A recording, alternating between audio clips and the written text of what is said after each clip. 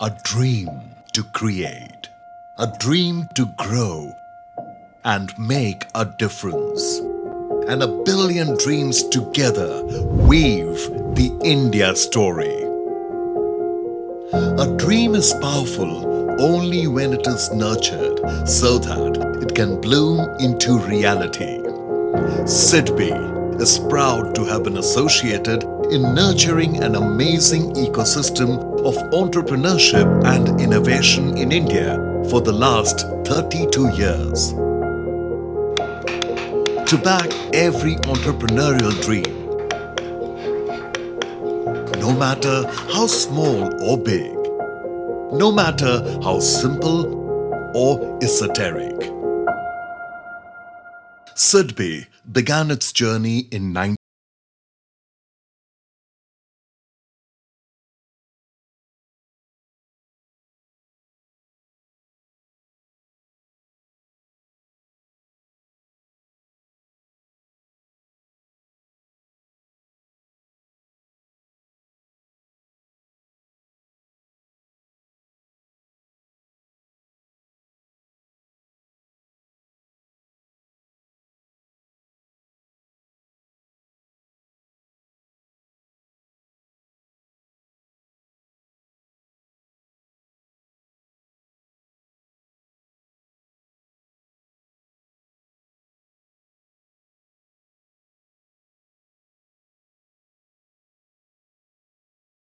has taken the lead in development of best-in-class digital solutions.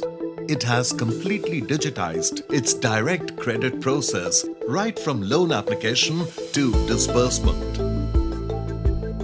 The seamless and end-to-end digitization has enabled MSMEs to experience most convenient and faster delivery of SIDBI's specially tailored credit products for meeting different business requirements. मैं अपना career एक helper से start किया था। Helper से start करके मैं purchase manager तक पहुंचा। उसके बाद मैंने पार्टनरशिप की बिज़नेस स्टार्ट की 2007 में। फिर हमें आगे ग्रो करना था तो उसके लिए हमने जगह अभी जो एग्जिस्टिंग है हमने MIDC से परचेस किया। उसको बनाने के लिए हमें फाइनेंस की आवश्यकता थी। उस समय में हमने SIDBI को अप्रोच किया। SIDBI ने काफ़ी हमें सहयोग किया। लोन लेने के लिए हमें बहुत आसानी से लोन भी मिला। हमने फैक्ट्री का कंस्ट्रक्शन 2018 में पूरा किया। SIDBI has provided wings to fulfill my dreams. The bank has supported PSB loans in 59 minutes, which has emerged as one of the largest credit fintechs, enabling MSMEs to receive loan offers from multiple bankers.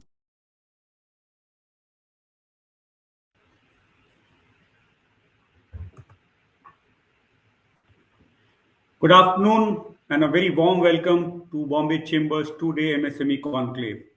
At the onset, I would like to invite our keynote speaker, Sri Shiv Subramaniam Raman, IAS, Chairman and Managing Director, SIDBI. I would also like to welcome Ms. Anjali Bansal, President, Bombay Chamber and Founder, Avana Capital, Sri Nilesh Shah, Senior Vice President, Bombay Chamber of Commerce and Group President and MD, the AMC. Mr. Rajan Rajan, Chairperson of PCI's MSME Committee, distinguished speakers, past presidents, member of the Bombay Chamber Board, distinguished guests, ladies and gentlemen. Welcome once again. Our special thanks to SIDBI and NICAM Solutions for supporting this event, without whom it wouldn't have been possible. And now request our President, Sanjay Bansal, to deliver the welcome address. Thank you. Thank you, Sandeep. Good afternoon, everyone, and namaste. Shri S. Raman, Chairman and Managing Director, SIDBI, distinguished speakers, past presidents, members of Bombay Chamber Board, distinguished guests. I would like to express my heartiest welcome to each one of you on the first day of the MSME Conclave, empowering MSMEs of the Bombay Chamber of Commerce and Industry. On behalf of the Chamber and myself, I also want to express my thanks to our speakers for accepting our invitation and adding their insight and knowledge for meaningful discussions on this important topic. Our very special thanks to our lead sponsor, SIDBI, and NICAM Solutions for supporting this event. I would be remiss in not thanking Sandeep Khosla, our Director General of Bombay Chamber of Commerce and Industry, and the excellent Secretariat team for putting together this conclave, Mr. Nilesh Shah, Senior Vice President, and Mr. Rajan Raje, Chairman of the MSME Forum. A few things about Bombay Chamber. Established in 1836, the Bombay Chamber of Commerce and Industry is India's oldest chamber and has a long and illustrious history of continuous service to trade and industry. The chamber acts as a bridge between civil society, government, and its member organizations, and aims to promote the interests of all these stakeholders in the overall interest of the country. The chamber contributes to key national and local initiatives such as ease of doing business, Digital India, sustainable growth, corporate as a citizen, and to name a few through its committee activities. Today's topic, as well as the key focus of the MSME Conclave, is empowering and enabling our MSMEs for further growth.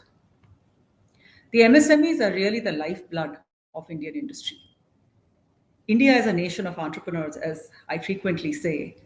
Most people in India are actually self-employed or are employed or work in the MSME ecosystem.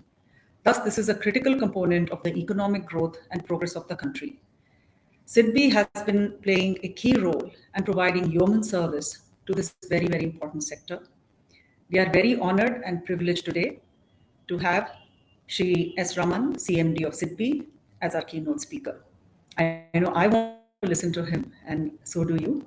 So turning over immediately. And thank you, Mr. Raman, for accepting our invite so readily and contributing to the chamber. I invite Stina Joy now to introduce our keynote speaker.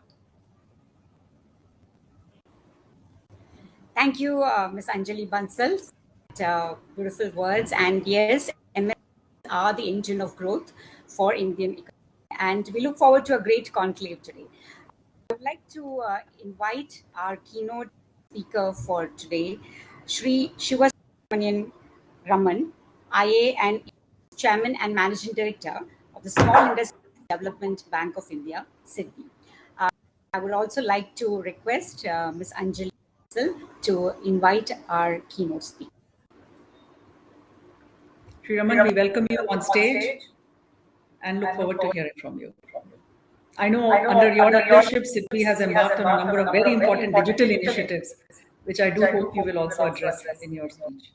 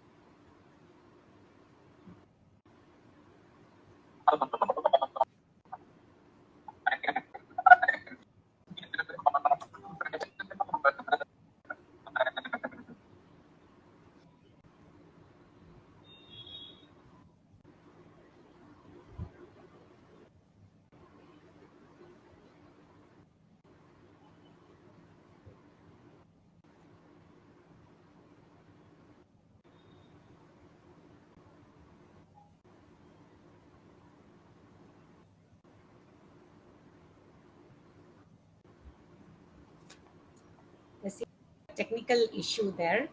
Shri Raman join us. Please bear with us while we resolve the issue.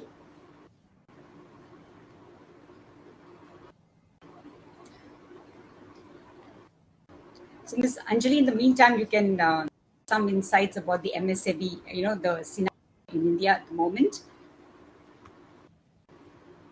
I think, as I mentioned earlier, Stina, I think MSMEs really are the engine of growth. A large part of India's economy is driven by MSMEs, whether in manufacturing or services. They function as intermediaries in almost every sector and play a very critical role in manufacturing, in fact. We are seeing a number of new initiatives, both on the policy side, as well as, in the chamber, we often look at the innovation ecosystem. to some of the most enterprising new innovation ideas and new unicorns getting created in MSMEs as well. Servicing MSMEs, connecting to payments, digitizing the entire MSME supply chain. The recent initiative, which I hope Mr. Raman will also talk about, is Open Network for Digital Commerce. It is supported by DPIIT and Ministry of Commerce to really provide end-to-end digitization for all MSMEs. So in some ways, it is like the UPI of commerce and allows anyone to trade with anyone. So a lot of new things coming down the pipe. One of the important aspects for MSMEs is availability of credit. And again, SIDBI plays a very important role in providing liquidity and credit to the MSME ecosystem. Alongside other public sector banks, and as I mentioned earlier, some of the new age NBFCs as well. The Reserve Bank of India, the regulator, and the chamber is engaged with the RBI, providing some recommendations to help improve liquidity for this very important sector.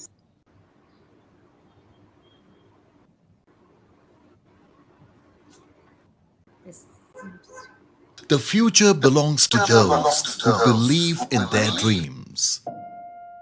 A dream to create, a dream to grow and make a difference. And a billion dreams together weave the India story. A dream is powerful only when it is nurtured so that it can bloom into reality. SIDBI is proud to have been associated in nurturing an amazing ecosystem of entrepreneurship and innovation in India for the last 32 years. To back every entrepreneurial dream, no matter how small or big, no matter how simple or esoteric.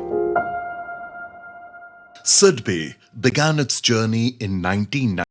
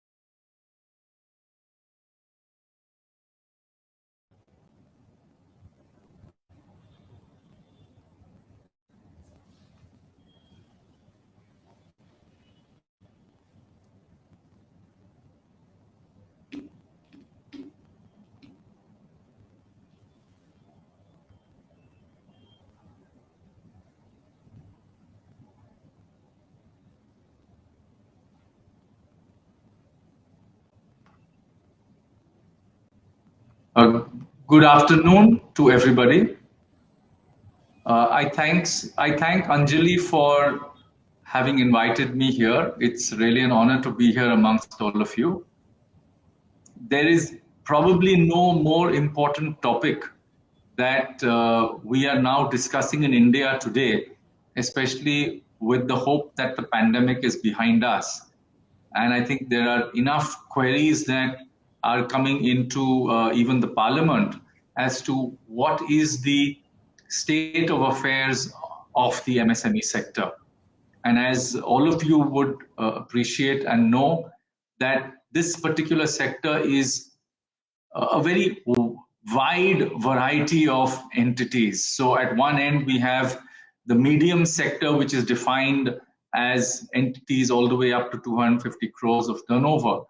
And at the other end of the spectrum, we have really tiny, nano, single person employed entities, which are largely proprietorships and which are probably striving to get into the formalized economy.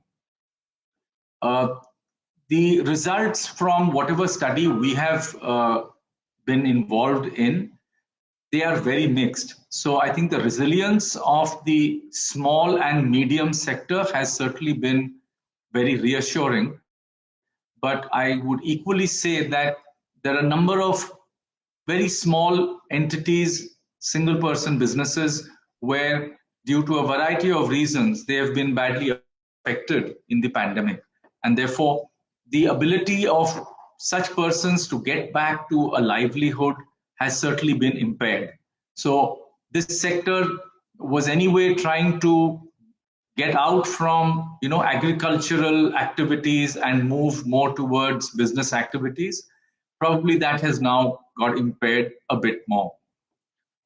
What is of interest really is the fact that all the authorities and regulators and the banks put together, we've all tried to take our best step forward and increase the amount of credit that is available in the country.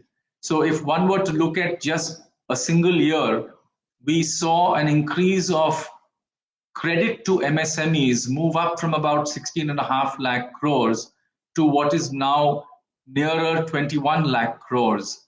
And that, I think, is quite a jump in the period of 1 year. This has been on the back of an excellent scheme run by the central government called the ECLGS, which has actually helped the banks free up and come forward that much more easily in order to undertake lending, where the amounts lent under this particular scheme are 100% guaranteed by the central government. And having said that, I should also mention that the initial indicators are that the medium and small sectors have probably not seen too many NPAs, but there is certainly an increase in NPAs in what we count as the micro units. And I think that's something that we all need to keep our eye upon in the immediate times to come.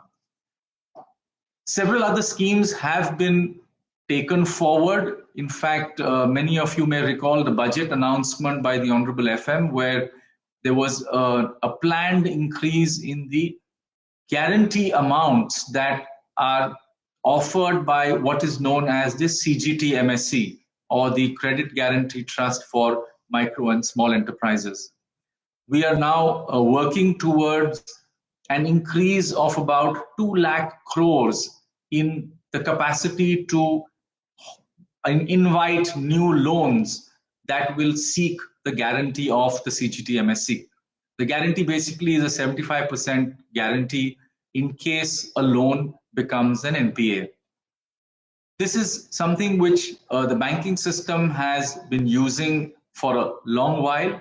And the good news is that it's not only the banking system, but also the entire set of NBFCs that have now come forward and are utilizing the benefits of the CGT MSC guarantee.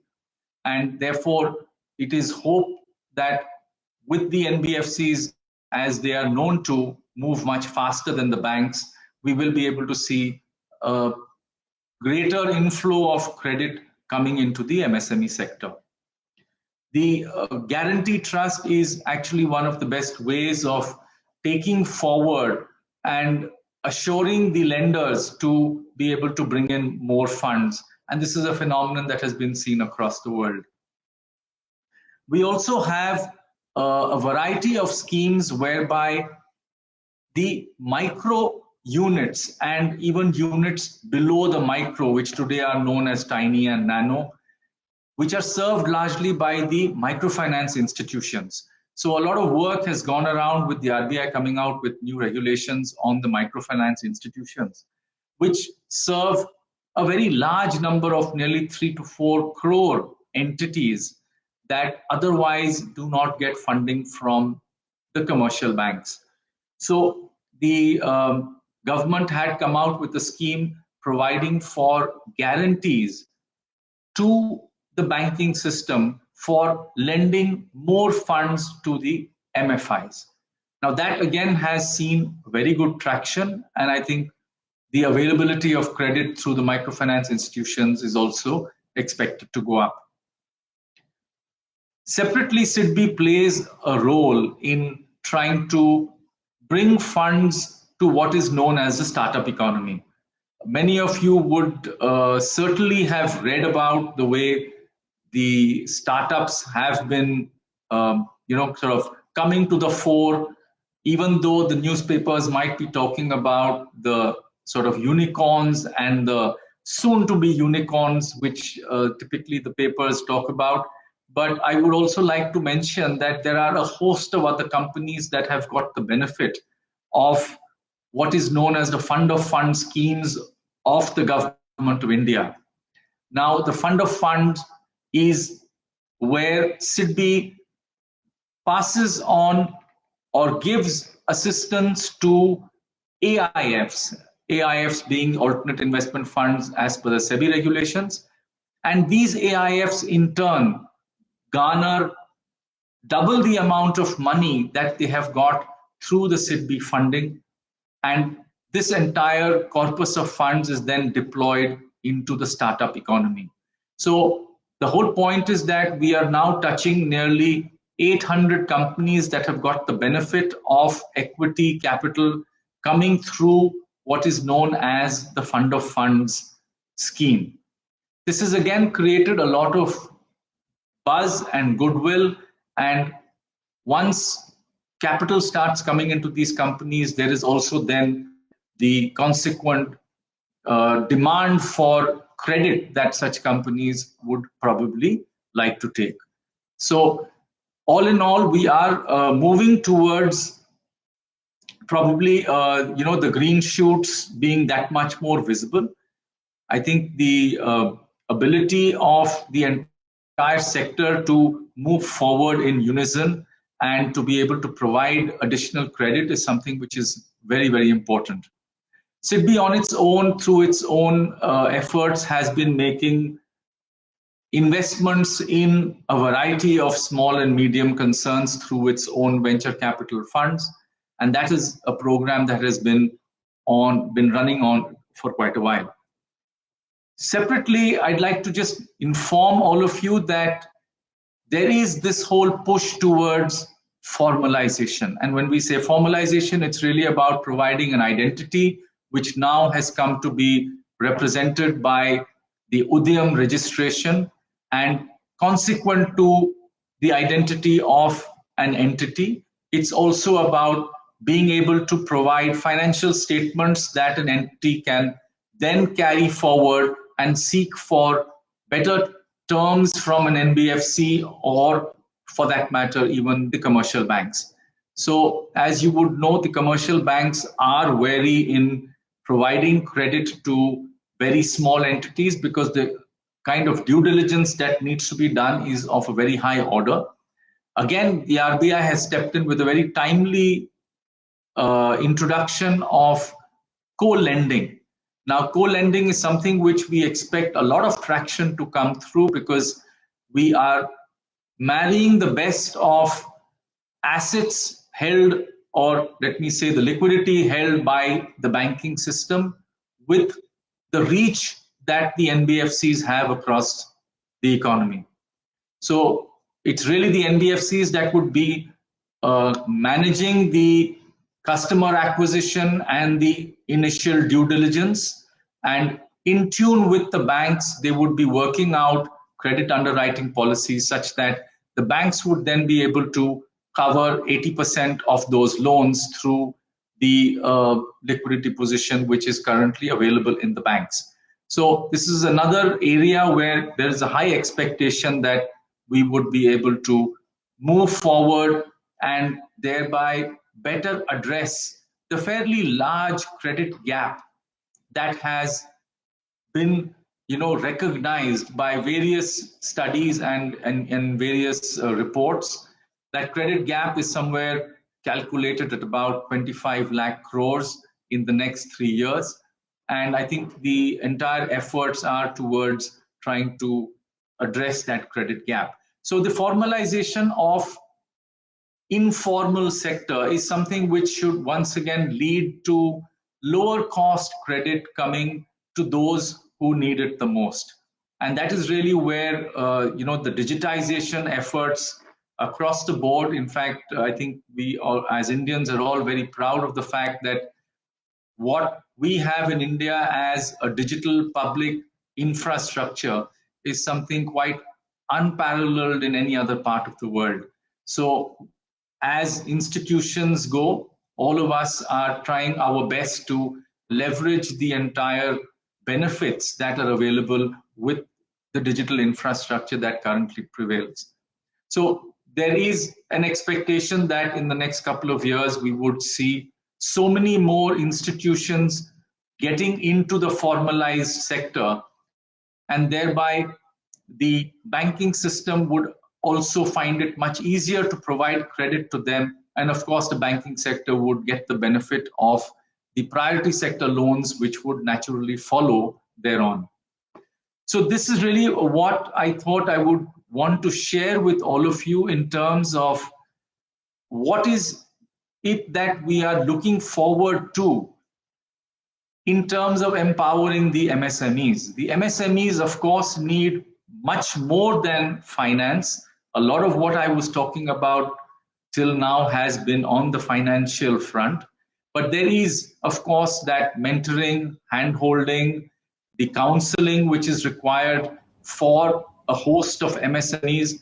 That's something which, of course, is that much more difficult. But I certainly believe that the industry associations like yourselves probably need to now step in across the country. So we have a host of industry associations dotting the economy across the country. And I think the time has now come for industry associations to pick up the challenge and address the requirements of the smaller MSME entities, thereby bringing them within the sort of intricate web that normally gets created when large entities start interacting with smaller entities. And that is really where that web is woven between the smaller and larger units in a particular industry or economy. So looking forward to a very, very vibrant session today. I thank you so much for giving me this opportunity to speak, and happy to hear out the other speakers and take questions if any. Thank you. Raman, thank you so very much for your very enlightening comments. We take to heart what you said at the end, which is chambers of commerce such as ours, such as Bombay Chamber, have a responsibility not just to large corporates, but also to our very important and the need to create a very, very important rejuvenated MSME segment in India as well. You'll be happy to note that we are one of the few chambers of commerce that actually has a specific category for MSME members. And in fact, we are in the process of putting together, if I may call it that way, an MSME clinic of sorts that can provide support to MSMEs, leveraging the connectivity with big corporates and the wealth of expertise that resides in the members of the chamber. So thank you. I want to share with all our participants what a rich keynote speech this was. We covered the very important credit gap, addressing the credit gap through the SIDBI credit guarantee scheme, the formalization of the sector through Udyam registration, the access to credit that comes from formalization and digitization, and finally the creation of continuous creation really and the innovation of India in creating public digital infrastructure, whether it is Aadhaar based KYC, it is the India Stack, UPI for payments, and now increasingly, and SIDBI has been a very big supporter of the Open Network for Digital Commerce, which is a new government initiative and a new national initiative, in fact. And finally, as part of the venture and private equity industry, I think SIDBI's contribution to really creating a whole AIF segment in India is second to none. So thank you very much again, Raman, for accepting our invitation. We are grateful to SIDBI for their support. And I look forward to a very, very vibrant set of conversations after this. Thank you. Thank you.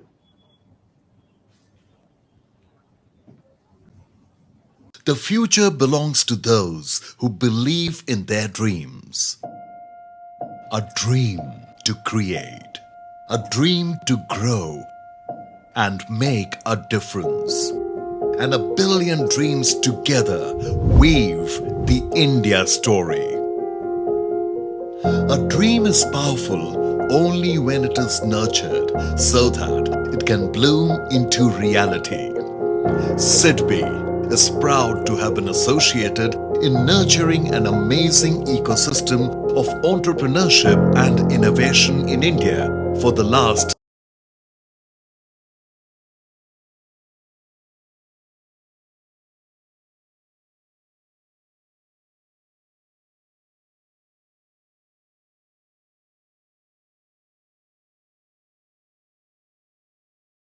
The first panel discussion is on finance management for MSMEs.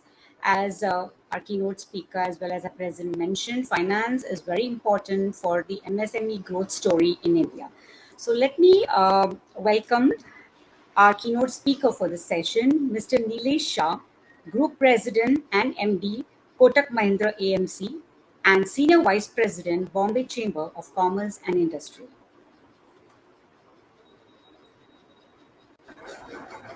Welcome, Mr. Shah. Over to you. Thank you, Stina. Anjali Bansal, President, Bombay Chamber of Commerce. Mr. Raman, SIDBI CMD, past presidents and office bearers of BCCI.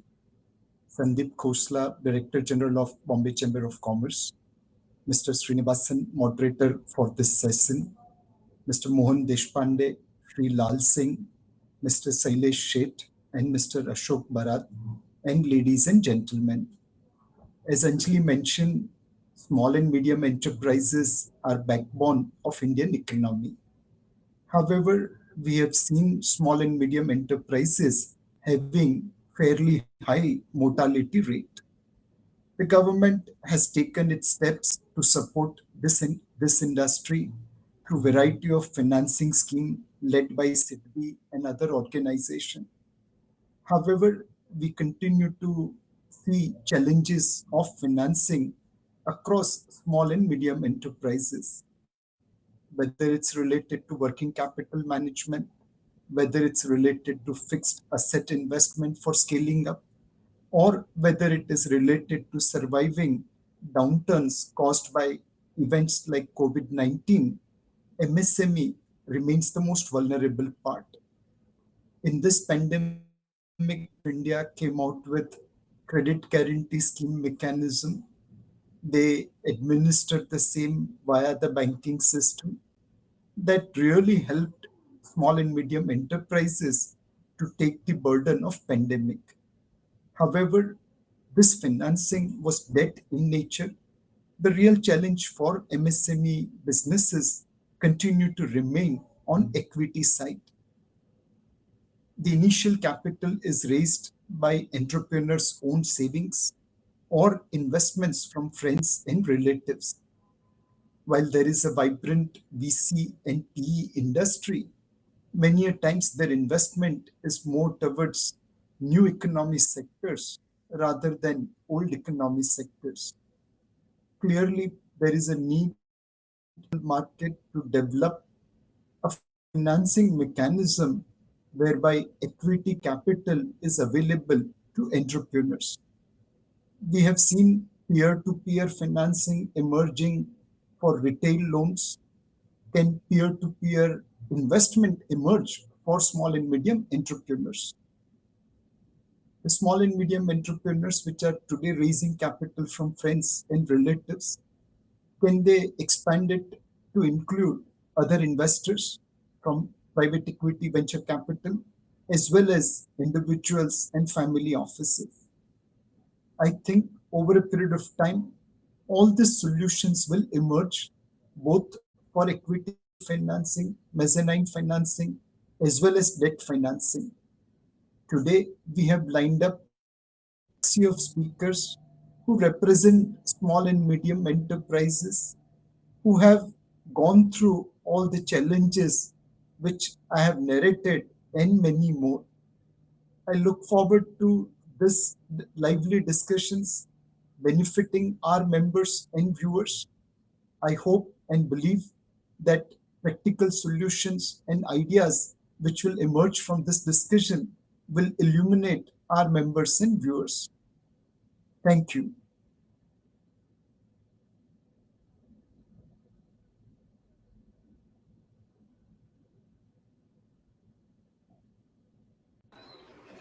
Thank you, Mr. Nilesh Shah, for those insights.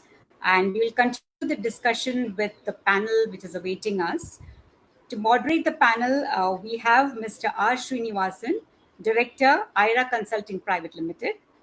And our esteemed panelists include Mr. Mohan Deshpande, CFO, Morde Foods Private Limited. He'll speak on financial and cash flow management for the MSMEs. We have Mr. Biju George K, Chief General Manager, IDBI Bank for MSME and MFI. He'll speak on alternate sources of finance. Mr. Shailesh Sheth, Advocate SPS Legal on goods and service tax. And we also have Mr. Anuj Bharat, founder, Msmes advisor and mediator, Center of Mediation and Conciliation, Bombay Chamber of Commerce and Industry. He is running a little bit late, so he will join the panel as soon as he is able to. Over to Mr. Srinivasan. Have a good discussion. Thank you, Sina. It's a great pleasure to be part of this panel, and it's really an honor to moderate the panel. In fact, Anjali Bansal, our president, Sri Raman, and Mr. Nilesh Shah really set the tone for the panel discussion. We talked about how the chamber is focusing on the MSMEs, and we are one of the few which focuses on MSMEs. Sri Raman talked about the government interventions and the policy interventions that the government is initiating for helping the MSMEs overcome the pandemic. And Mr. Nilesh Shah really put across the real pain point that MSMEs face, which is the entire financing is by and large equity. The support has been more debt, and therefore, how are you going to address this whole thing? So we really have an esteemed panel of speakers, and without much discussion on this, I'll request each panelist to put up their points, and we have a lot of time to ask and discuss a lot of questions that are there from the MSMEs. Personally, we are a consulting company focused exclusively on SMEs, so I will ask some questions on behalf of MSMEs as possibly their spokesman to the panelists. So, Sina, can we have Mr. Mohan Deshpande talk about finance and cash flow for the MSMEs, which is actually the real problem today, coming from the fact that the debtor cycles are extending, the supplier side is the cost of goods have gone up, and therefore how really to manage the cash flow and how to manage this entire thing. And I think he's going to discuss a very important thing about MIS. Mr. Nilesh Shah, in his opening remarks in this keynote speak, talked about individual companies.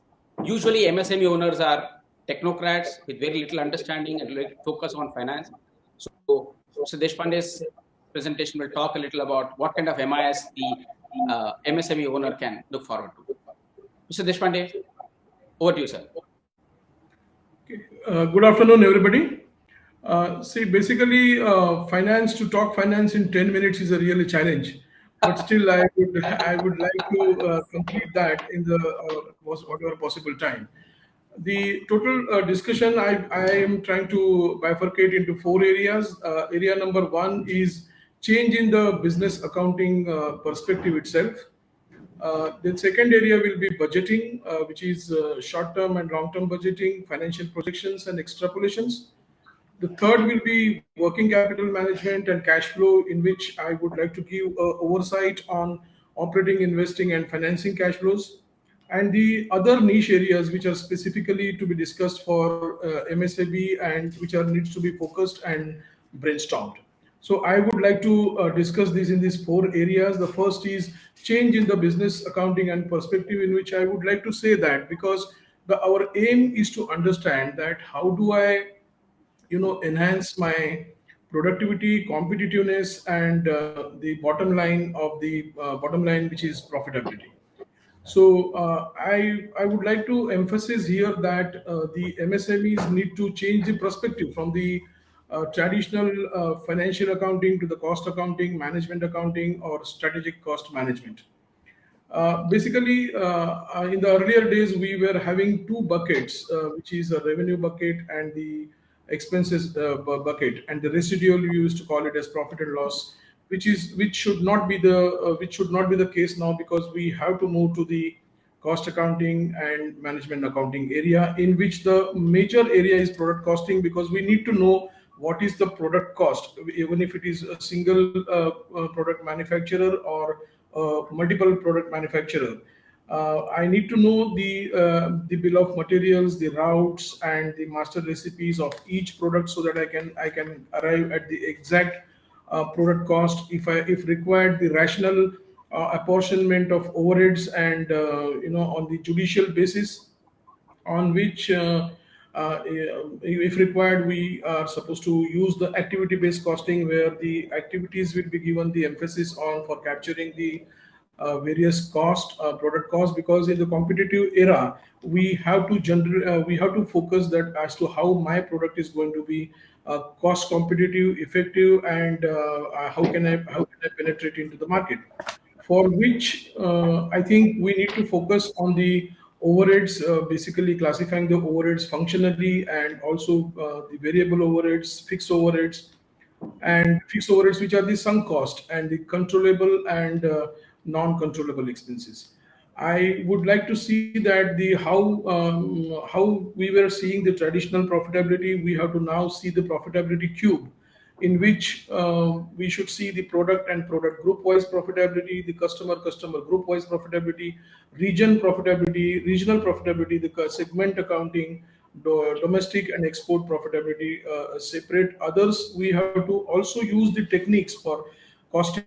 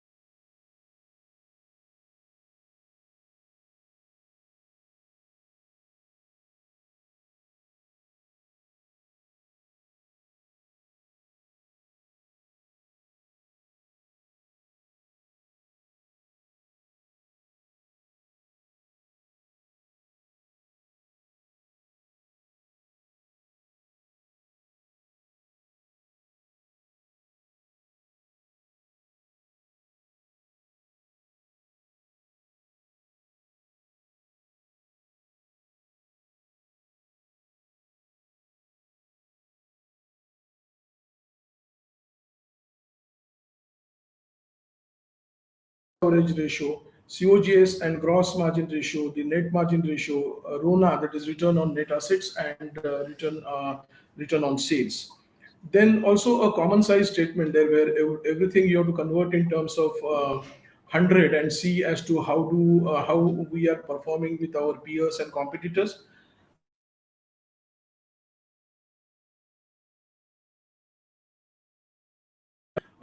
See that the MSME should use the total approach, 360 degrees approach, where they should be using the balanced scorecard, not only in the financial area, but also the customer satisfaction, the internal inefficiencies, and HR retention policies, and competency mapping and training, and other areas, which is very important, because retaining the existing talent is also a challenge for the MSMEs to see that rationalize the cost.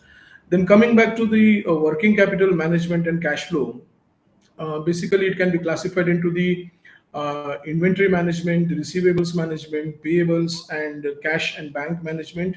Where in inventory management, we have to ensure that how do I get the inventory into just in time, the proper study of the reorder levels and economic order quantity levels, which is EOQ, and better negotiations and bargaining, so that my COGS I can minimize, and thereby I can maximize the profits.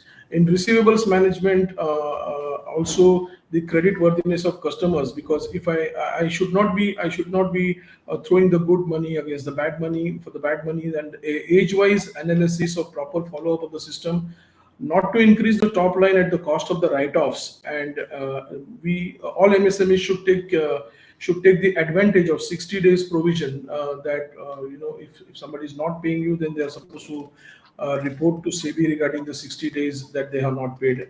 Also payables, in case of payables, delay the payments, but not at the cost of goodwill or reputation. Bank arrangement of LC and bill discounting and other areas. Study of cash discounting against its impact on the COGS. Cash and bank management, where minimum cash and cash, however, covering the contingencies for the cash requirement. The judicious use of credit lines is also one of the mantra which for better capital and cash management, working capital and cash management. Then I would like to, last but not least, I would like to give emphasis on the special areas to be focused by MSC, which is number one is various government subsidies which are available, which are basically labor employment based or investment based, where you can recover your investments in from by way of concessions in GST. That a proper study has to be done, which is for which different states are having different incentive plans, and also ACZ benefits. These incentive plans are for new plant, which is given separately, and for expansion plants also it is given separately. Then, of course, the power subsidy, water subsidy, the other utility subsidies given by the governments to the SMEs needs to be properly studied, so that your cost is under control and your profitability at the bottom line can be maximized. Bank finance concessions and alternative financing, which is the next session after me, for which factoring needs to be studied, because that will give you a better cash flow. And of course, the subsidies on exports, the proper study of what are you going to get in the exports. And there's a special provisions of MSMEs where we have to take the maximum facility of that, which is payments not to be delayed for more than 60 days as per SEBI guidelines. So these are some of the areas which I would say that it will increase the revenue and optimize the cost, and thereby it will increase the profitability. So of course, this is just the run through of all the small areas which are big topics by itself. But I think I have tried to give justice to all that. If anything is there, I will be definitely answering that in the Q&A session. And thank you very much for giving me opportunity to talk on these very important but at the same time flimsy area. Thank you very much. Thank you so much. Thank you, Mr. Deshpande. As you said, it's not a 10-minute subject. In fact, it is an entire MBA class. Yeah. Yes. But I think you touched up on various points. I have noted a lot of questions, very important points. But I'll come to the other panelists before we come to the question answer, if that is okay. Yes, sure. Yeah, sure. So may I now request Mr. Biju George to talk about the alternate finance this session. Sir, if you can please take over. Yeah. Good afternoon, and thank you, Mr. Srinivasan. As the earlier speaker, Mr. Mohan said that this alternate financing options, it's again it is slightly complex as far as the bankers are concerned, because it is something which is moving away from the traditional line of the activity. So let me start with the constraints what we are facing in this respect. So we as a banker we are till today is kind of the touch and feel people. We wanted securities, we wanted the documents in place, we wanted the documents to be seen and verified, I think this alternate methods they will move away from that traditional way of looking the bank funding altogether. Uh, so I mean, in fact, it is moving slowly, but steadily. I need to admit the fact that we as a bank started using surrogate data for decision making, and especially on the MSME side. I mean, see, we find it quite useful to take decisions based on surrogate data, rather than doing a traditional method of balance sheet analysis and security based lending. Uh, so having said that, the opportunities are immense, and I was I mean, doing a slight transformation journey of the bank, in which first thing what we have done is that we try to simplify the decision making in terms of MSME funding by way of a scorecard rather than the looking at what you call the typical balance sheet analysis, and the then again subscribe or ascribe some the limit for the customer. And another aspect which we understood is that the where we need to finance maybe moving away from the traditional working capital and term loan funding. So we need to be there in that phase of the working cash cycle where exactly the borrower needs money. So I was talking to some of the fintechs, and one of it I mean, see, we are actively there in the Treads platform. We are the maybe we do 5 to 7% of the throughput in that the platform, where it is traditionally the MSME borrowers are the one who is getting benefited out of it. But one change I can now feel is that there are the places where even there are minute adjustments which can make the MSMEs better. See, for example, somebody was telling me that all these merchant platforms where the vendors supply material to this merchant platforms, maybe Flipkarts of the world or Amazons of the world, uh, and they get formal financing once that bill is accepted. Okay, so it takes 10 to 15 days for that acceptance of the bill. And there are the players who finds that 15-day window is the a very sweet spot finance. Okay, so I mean which is that is what I'm saying. The traditional way of my CMA MBBF calculations are we need to have to rethink. So I can talk about the alternate ways of the uh, financing even on a traditional manner, saying that no, you should go for bonds, NCDs, or convertible instruments and all that. But it will not solve, or as an SME it will not work for them. Okay, one is that liquidity in the market. Two is that who will be if you're expecting retail investors to come in, who will give them the liquidity. So we need to be slightly innovative rather than looking at. So there is no much of an alternate instrument, because cash is cash. So it is the way you deliver is the only differentiator. Or on which side of the cash cycle you wanted to be there, or the borrower wanted you to be there. So that is the only differentiation, and it is like an oxygen or their food. As and when you need you need it. Absolutely. So the my point is that whichever way you to like it, like to call it, you need to be on the right side of that cash cycle to fund these SMEs. Today if you see the as an industry, we as an organized sector, we could be funding maybe 20-25% of the entire the MSME requirement. So the rest of the money is coming from elsewhere. Okay, so it could be from the the promoters equity, or from the various other the mode of the or I mean maybe an unorganized sector is funding them. So as a bank there is a huge scope for us to be part of that cash cycle.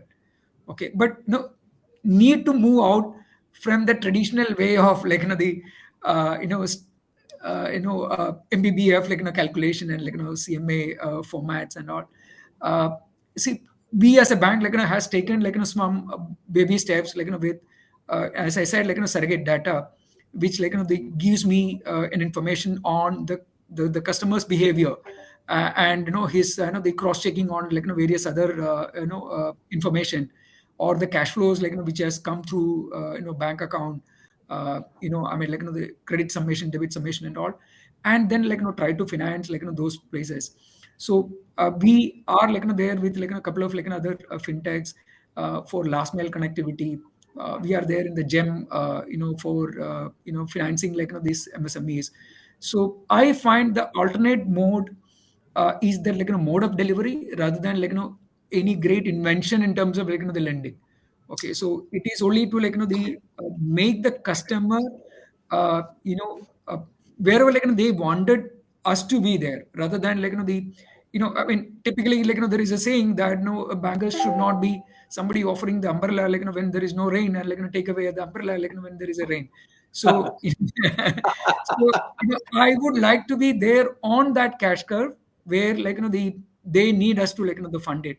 It could be short term, long term, or whatever form it call it, and maybe based on his the credit behavior rather than asset based funding. That's all about from my side, and I'll be happy to have the any questions on it. And thank you once again, Mr. Srinivasan and the organizers. Thank you for the opportunity. So Vijay George, extremely thankful, and to hear a dyed-in-the-wool career banker to talk about alternate finance, and that I should be part of the credit cycle, and also to say that I should be giving the umbrella when it's rain. The common joke among MSMEs is that if you can prove to the banker that you don't need the money, there's a good chance that you'll get money. Absolutely. The fact that you are saying that we are looking differently, we are looking at being part of the credit cycle, and I think the most critical thing that you said, I'm going to have a lot of questions to you a little later, but I'm just sort of making some remarks based on what you spoke. To be part of that day when he needs the cash is the most critical thing. A day earlier makes no sense. Dead. So being part of that event, that requirement is the most critical thing, and extremely refreshing to listen to a career banker saying that we are not up to it and we are taking baby steps. Very candid, extremely appreciated. We have a few questions, but I will go to the next panelists and then listen to them, and then ultimately we can have a healthy panel discussion. May I now request Mr. Shailesh Sheth to talk about GST. Possibly he's going to talk about the most hot topic as far as MSMEs are concerned. We all talked about GST. GST is a unifying tax, single point tax, simplified. But MSMEs have got their own challenges, and I'm sure Mr. Sheth addresses them in his presentation. Over to you, sir. Yes. Australia. Thank you, Mr. Srinivasan, and good afternoon to my all respected co-panelists, and also the viewers and the listeners. Again, 10 minutes for GST, which can now go on for about another 10 Janma. It's going to be an extremely challenging task. And GST from the finance management perspective, it's yet another very novel but very, very exciting and interesting idea. Because Mr. Seth, please feel free to extend. Please feel free to extend. There are enough and more people out there suffering from GST, so please. Okay, thank you very much. Because traditionally, whenever somebody, any entrepreneur, any businessman, for that matter, even we tax professional, were to think about the finance management in the context of tax, what comes to mind first is tax planning, tax avoidance, and for some, the bold people, tax evasion. So, yes, so because all finance management is only revolving around how we can avoid the tax if we do not want to evade the tax. Correct, absolutely. Yes, but I'm afraid I wouldn't be really speaking about how to avoid tax, forget about how to evade tax. Friends, the MSME, just to have a very brief background, it is not nobody can deny that MSME sector has remained a backbone of the Indian economy. Absolutely. And considering the overall, the structure of Indian economy and the people comprising it in the trade and businesses, MSME will continue to play its most vital role as a lifeline of the Indian economy for the decades and decades, and for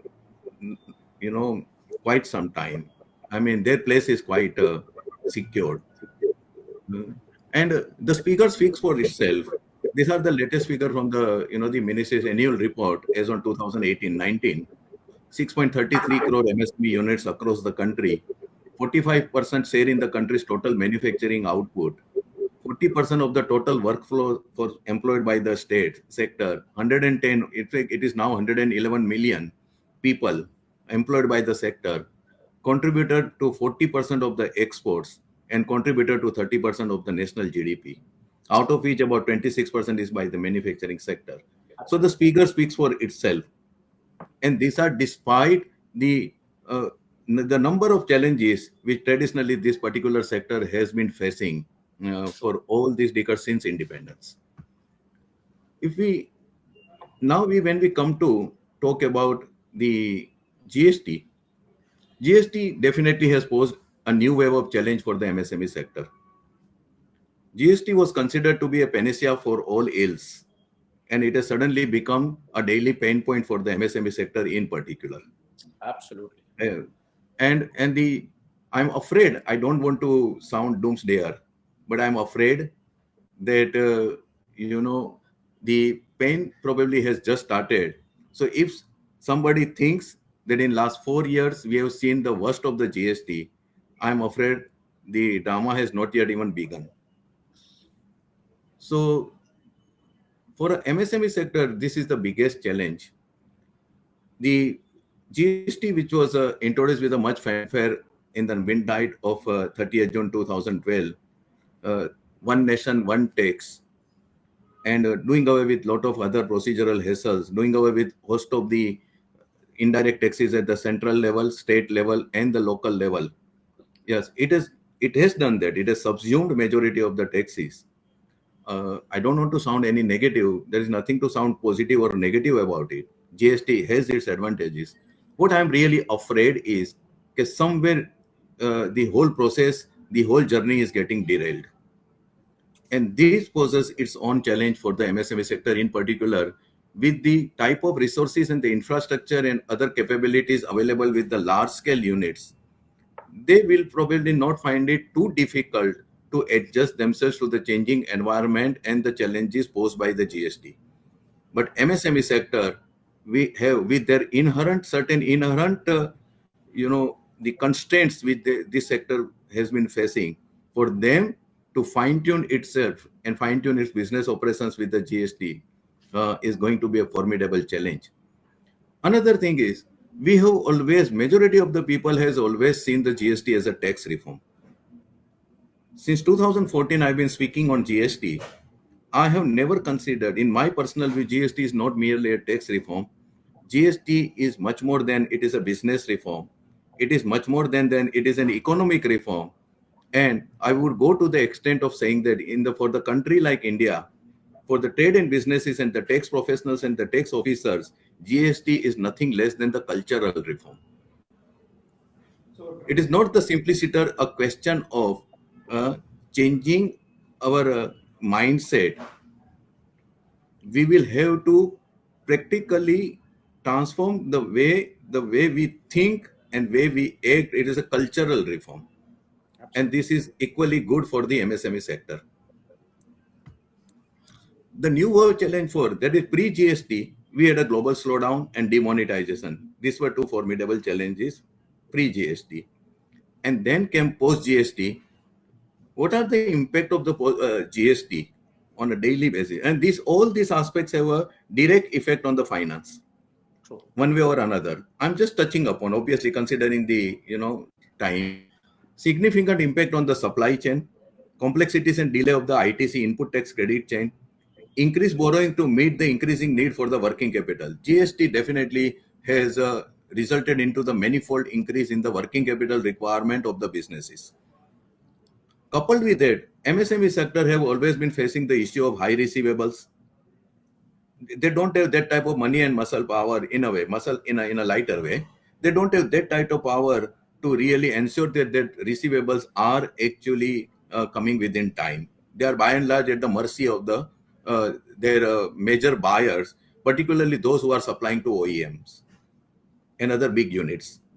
Those who are actually suppliers to the main, and if they are dependent upon the one particular entity, major business entity, then the things can be slightly difficult at times. Then delayed refunds, substantial payment on daily and weekly and monthly basis, increased cost of borrowings, lack of compliance infrastructure. GST is a highly compliance-driven law like any other indirect tax law. Decline in sales volumes, technical glitches and technological inadequacies, prevalence of the informal economy dominated by cash. This is yet another aspect which I would slightly deal with. The informal economy has not yet, that culture is still gripping this MSME sector. And COVID-19, amidst all this, the challenges, when the sector was in the midst of all these challenges, COVID-19 practically became like a proverbial last nail on the coffin. Absolutely. It practically turned out to be a genocide for the MSME sector, with lakhs and lakhs of units having gone out of the business, having actually unwittingly, absolutely by force, by compulsion, having down their shutters forever. True. And I'm sure this is something actually it requires an independent, in-depth study, sort of a white paper on this. Coming to the other challenges for the MSME sector are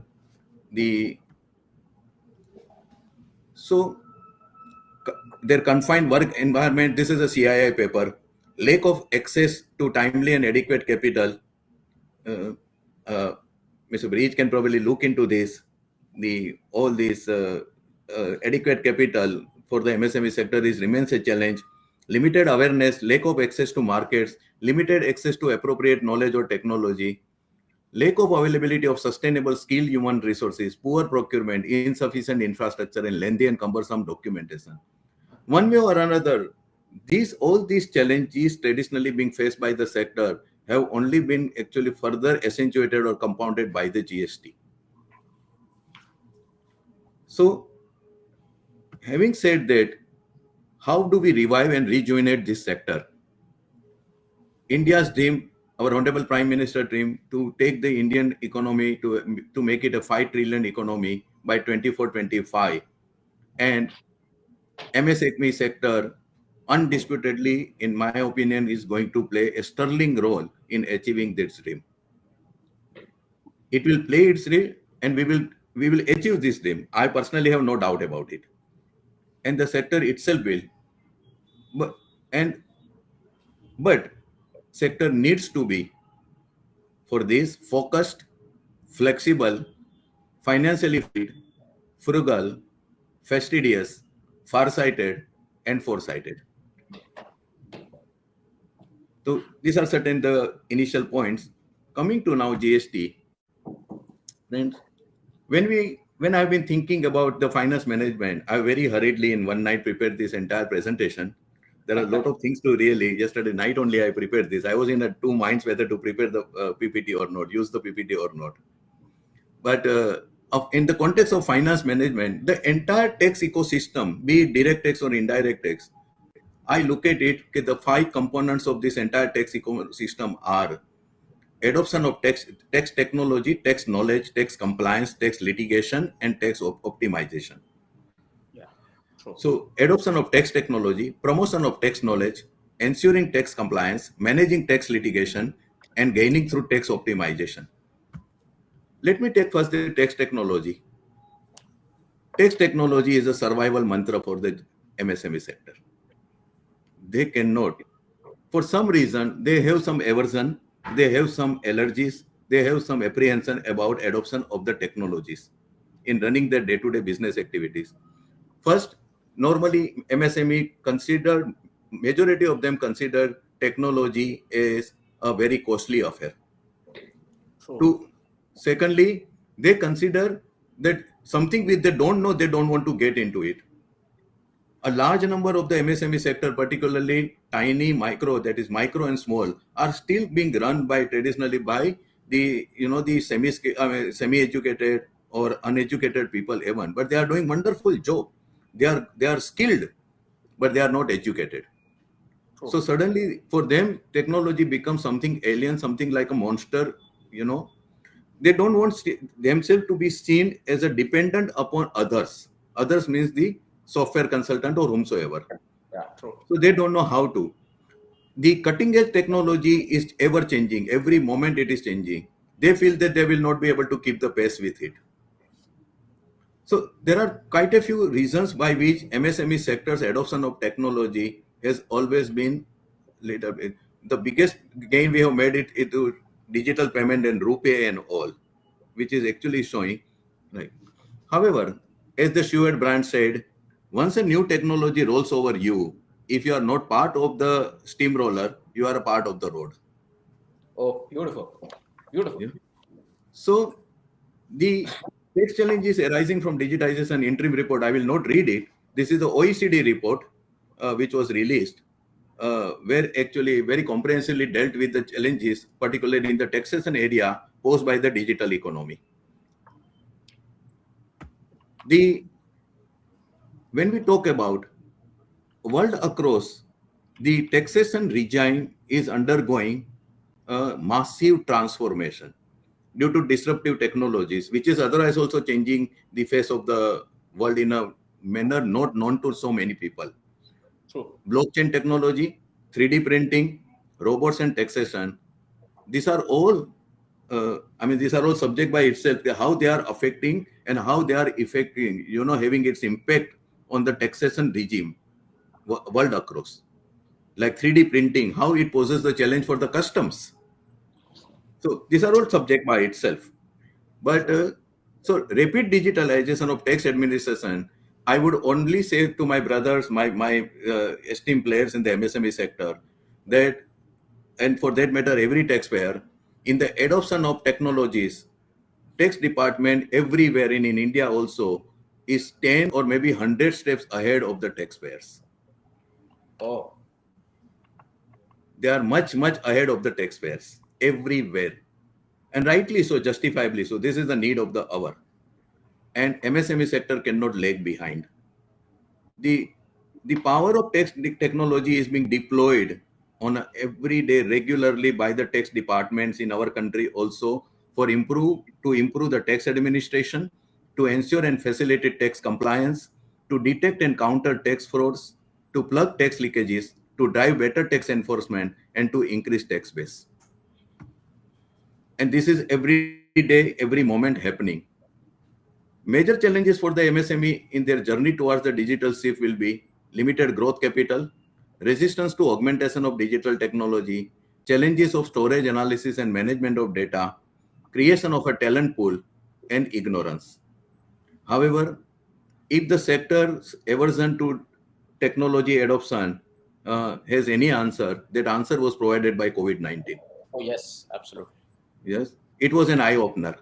Yeah, true. And it is heartening to know that quite a few players in the sector understood that they cannot survive if they continue to do their business in the manner in which they have been doing it for decades.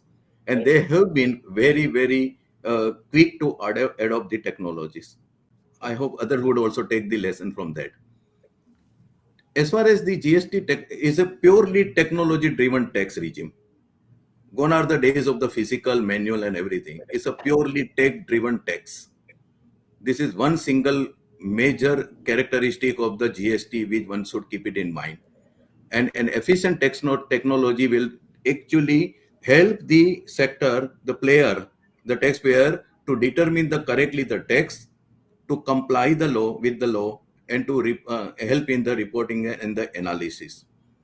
Tax technology, therefore, the question is it a necessity or a luxury or an opportunity?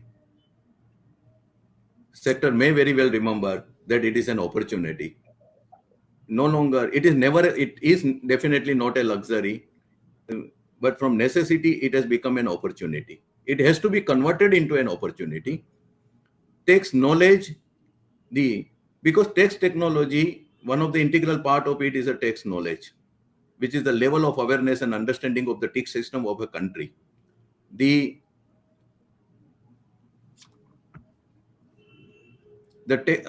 tax knowledge means tax education. MSME sector has been my interactions over last 5-6 years.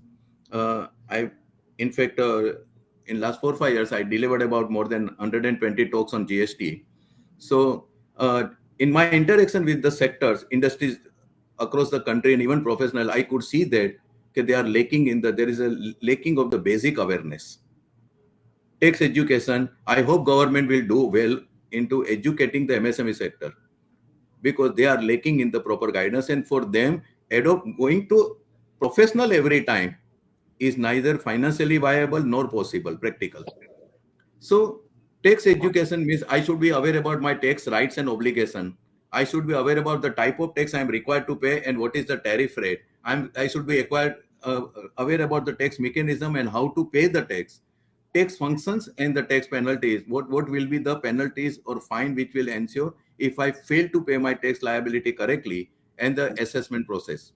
Now in all this, because today the one major change which I always look into my interaction with the trade and industry is that there is a willingness to pay the tax. There is an increasing willingness to pay the tax. Only they don't want the hassles, and they want to be properly advised and guided into this. The tax compliance, the next part of the tax ecosystem. Taxation laws will remain ever changing. The frequent tweaking of the GST laws is a moot point. This will continue. GST or VAT has never settled in any of the 198 or 200 jurisdictions across the world. As Edmund Burke has rightly said, law has to be stable, but it cannot remain static. True.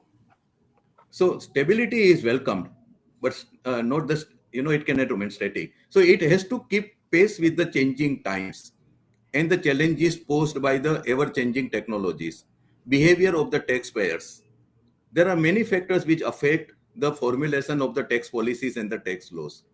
So this will continue, and GST definitely, with its frequent changes, which will become the order, it has become the order of the day, and it will continue to so for some long time, poses a formidable challenge for the business. So severe consequences of tax non-compliance should be available, should be known to the party. If I don't pay the tax or delay my payment, so today the interest rate is 18%. A very simple example. Gone are the days where the government used to charge 12%. Now, if my bank finance is available me anywhere from 8 to 10%, suppose, then I would be foolish as a businessman to entail the liability of 18% by evading or avoiding the tax. Very true. Very true. Right.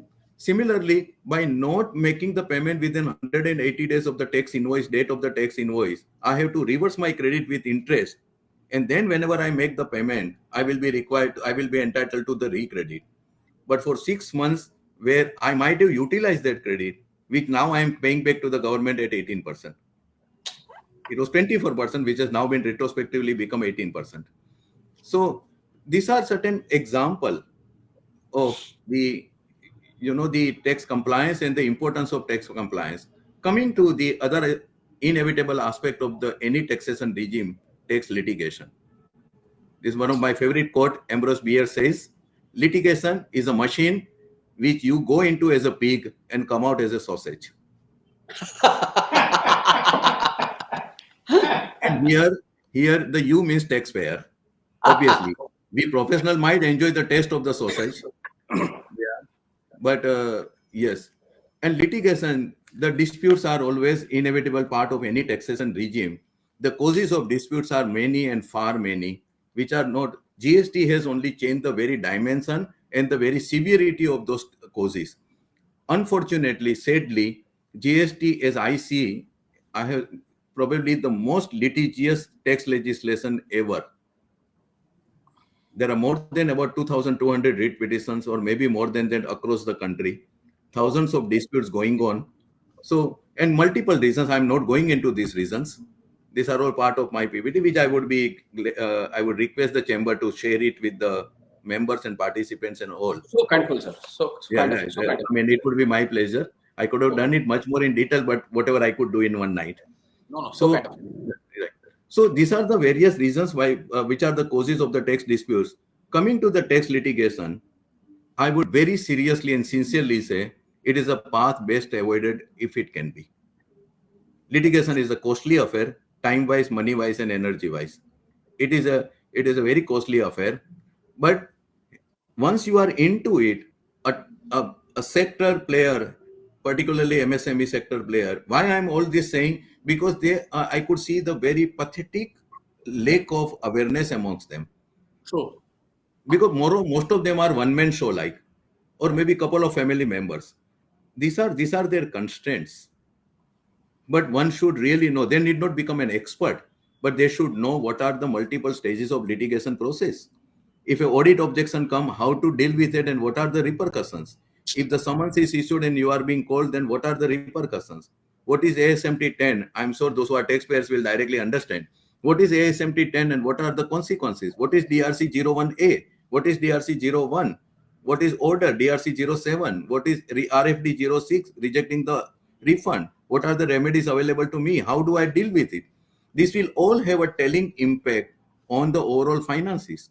Because when you go in appeal, first appeal, the SSC is required to pay 10% of the tax amount as a pre-deposit, which in custom, excise and service tax is total 10% in the up to tribunal. And when we go to the second stage of the tribunal, it is another 20% of the tax amount.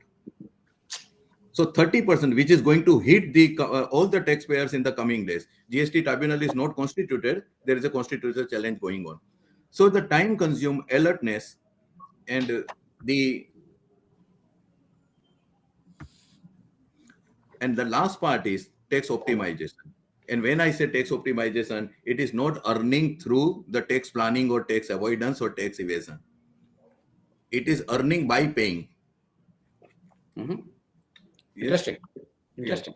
The earn from your taxes legally. That's why I said tax is always a critical input in making any informal business decision, and it has to be, particularly GST with its impact on the overall the finance of the company, business of the company. GST is a consumption tax. All indirect taxes are consumption tax. It is a destination-based consumption tax. And it is supposed to be levied from the economic perspective. GST is supposed to be levied on the consumption of goods and services taking place at any given point of time in an economy. Now, because though it is a consumption tax, there is no law which will actually compel a consumer to pay the tax, whether it is in a B2B transaction or B2C transaction. The supplier, taxpayer can recover it. Supplier of goods or services, business can recover it from the customer. But if it is not able to recover, then the liability remains his. In a typical GST VAT, the system which works through it is a value-added tax, primarily intended to avoid the cascading effect of tax on tax, by granting the credit of the tax paid at the earlier stage to be utilized for the payment of tax at the subsequent stage. So businesses are expected to only work as a pass-through. They are working, they are on the payroll of the government in collection of the taxes without any remuneration. So they are expected to act as a pass-through only. Then also the host of disputes are always faced by the businesses under the VAT regime. This is one single question which is plaguing the policymakers and framers across the world. Why businesses are suffering so much of this, so many disputes, if they are supposed to pass it on to the customers. OECD, IMF, World Bank, they are all grappling with this question. Now, so businesses have to remember that they may be able to, they may not be able to pass on the tax, but they have to pay the tax, right? And all this awareness, whether ITC has been correctly factored into the pricing of the product or not, which is the tax paid on the raw material or services is my cost. If ITC is not available, it becomes a cost. If ITC is available to that extent, it is saved. Then GST's main objective, the non-grant of or non-availment of ITC, we sometimes miss the taking ITC. These are certain inverted tax structure. My product entails 18% rate of raw material, 18%. My final product is at 12%. How do I take the refund? refund is not available when tax is paid on services and capital goods under inverted tax structure. That becomes my cost. I've just listed out these are certain live issues which are actually there. The business transaction involving processes. I have one unit in Maharashtra, another unit in Gujarat. There are some processing which are getting done by my Gujarat unit on a job work. Shall I go for the exemption job work, or shall I charge to my Gujarat unit and then take it back again on payment of tax? Absolutely. I have a registered office, head office in Maharashtra and factory in Gujarat. Whether I should go for the cross charge, it's a legal concept, or whether I should go for the input service distributor for the distribution of the credit of the services which I avail at my head office, which legally is allowed to me. How do I go about it? Then there are other wide-ranging amendments which have been made effective from 1st January 2022, which were earlier announced by Finance Act 2021 in the context of input tax credit. Some major amendments have been proposed in Finance Act 2022 also, which have now become the part of the law. They are not implemented. The last year budget have been implemented for 1st January. These are going to be one of the most major amendments which are going to affect the day-to-day business transaction of the any taxpayer, particularly MSME. So in the context of input tax credit, fake invoices, fraudulent credit is now no longer a profitable venture. Absolutely. It is no longer. The sooner the sector realizes this, better for them. Very true. Very true. It is no longer, yeah. And therefore, it is not only KYC for the banks and financial institutions and other entities. For the businessmen, it is KYS. Please know your supplier. Absolutely. Yeah. And finally, the high cost of non-compliance or deliberate breach. By not complying unknowingly or knowingly, or by delaying my tax liabilities, or by not taking the ITC properly, or taking the input tax credit wrongly, the short-term or notional gain which I am making, whether it is worth compared to the cost involved if there is a litigation. Absolutely. That is where I say tax optimization. And finally, I'll just sum up by only saying this. I personally, with all the challenges our economy is facing, I am absolutely absolutely positive about Indian economy's growth in the future. Yes, we are at the cusp of some very, very exciting growth. And MSME sector, the opportunities are going for organic and ethical growth. The opportunities are going to be abound for any businessman, particularly for MSME sector. The question is, MSME sector, will it seize the opportunity and reap the benefit or not? It is up to them. And GST is going to play a much, much vital role. World over, the contribution of the tax for the purpose of government various policies, the shift is clearly visible from the direct tax to indirect tax. And this will continue. Indirect tax is going to play a major role in the overall revenue realization and the government policies implementation. This is something the businesses keep it in mind. And in the end, friend, ultimately it's money, my honey. Thank you very much. Thanks a lot, said very enlightening. And as you rightly said, of course, all of us, and particularly at the Bombay Chamber of Commerce, we are extremely bullish about the Indian economy. We know there is good times ahead. In fact, day before, there was a chemical exposition in Bombay. And when we met some of the exhibitors, they said, the first day we didn't have time for lunch. There were so many customers coming, and the economy, there is buzz, and hopefully we'll sort of seize the opportunity. Thank you very much for the enlightening session. Thank you very much. With pleasure, but I'll come back to you for some questions. I will be there for the question answer session. I will be there. Please stay back. So our next speaker is Mr. Ashok Barat. In fact, it's very interesting how we came into this subject. When we were discussing what should be the topic, so the finance and the taxation was very clear. So somebody said, while litigation is good, but is litigation the only way? And Mr. Seth made it very beautiful. You enter as a pig and you get out as a sausage.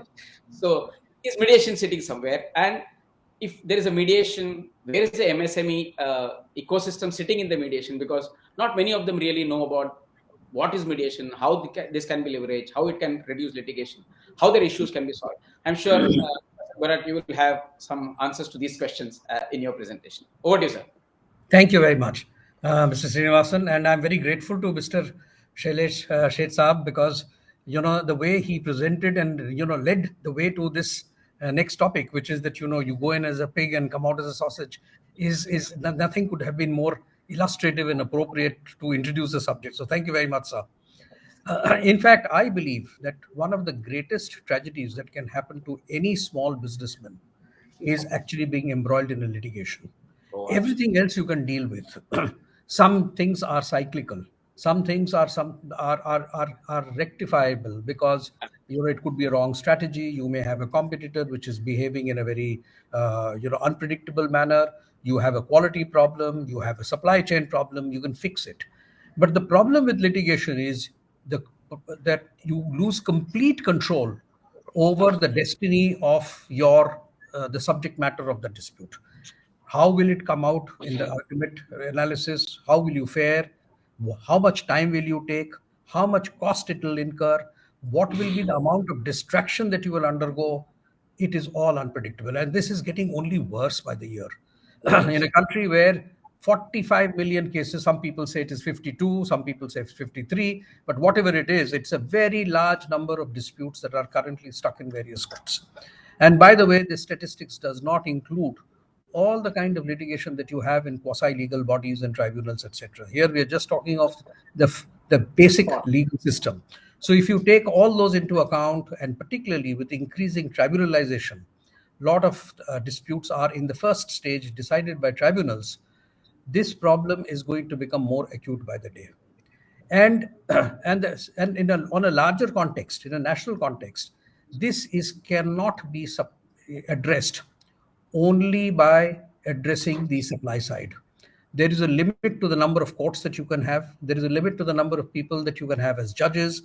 There is, in any case, 365 days in a year. So whether you like it or not, there will not be a 366 day ever. The problem has to be sorted out at the demand stage itself. It has to be like a pair of scissors. We have to address this problem both on the demand side as well as the supply side. And the demand side of the problem rests in our hands. True. Because conflicts are inevitable, and there are bound to be disputes, and resolution of those disputes is integral to the way forward. So therefore, I look at mediation not only from a micro context of addressing the needs of two individuals or three individuals who are locked in a dispute, but in a much larger national context. The less you choke the pipeline, the greater will be you as a beneficiary, because some of your critical issues which actually need some kind of a judicial intervention can then find time and an early resolution. In fact, if you look at business, 90%, or some people say it's anywhere between 75 to 90%, are disputes that do not require a very, a nuanced interpretation of the law. It is not a legal interpretation. True. It's a matter that results it's a dispute that is caused either due to a breach or to a misunderstanding, or sometimes a combination of both. There are issues, in fact, larger issues of law are concerned, you would find that it is more to do with larger corporations, which have very complex business models, and therefore some of their business models may have something to do with the larger issue of the way the laws are framed, or the constitutional rights and obligations. But small scale enterprises have very simple disputes. And when you have a simple dispute, when you have fever, you don't need to take an antibiotic, you have to take a crocin or a paracetamol. And mediation is one of those, a simple solution to a simple problem. If it is something that is complex and serious, obviously you always have recourse to a court of law. So my first submission before I get into the concept of mediation is, please take this advice very seriously. When you get involved in a dispute, first look at mediation.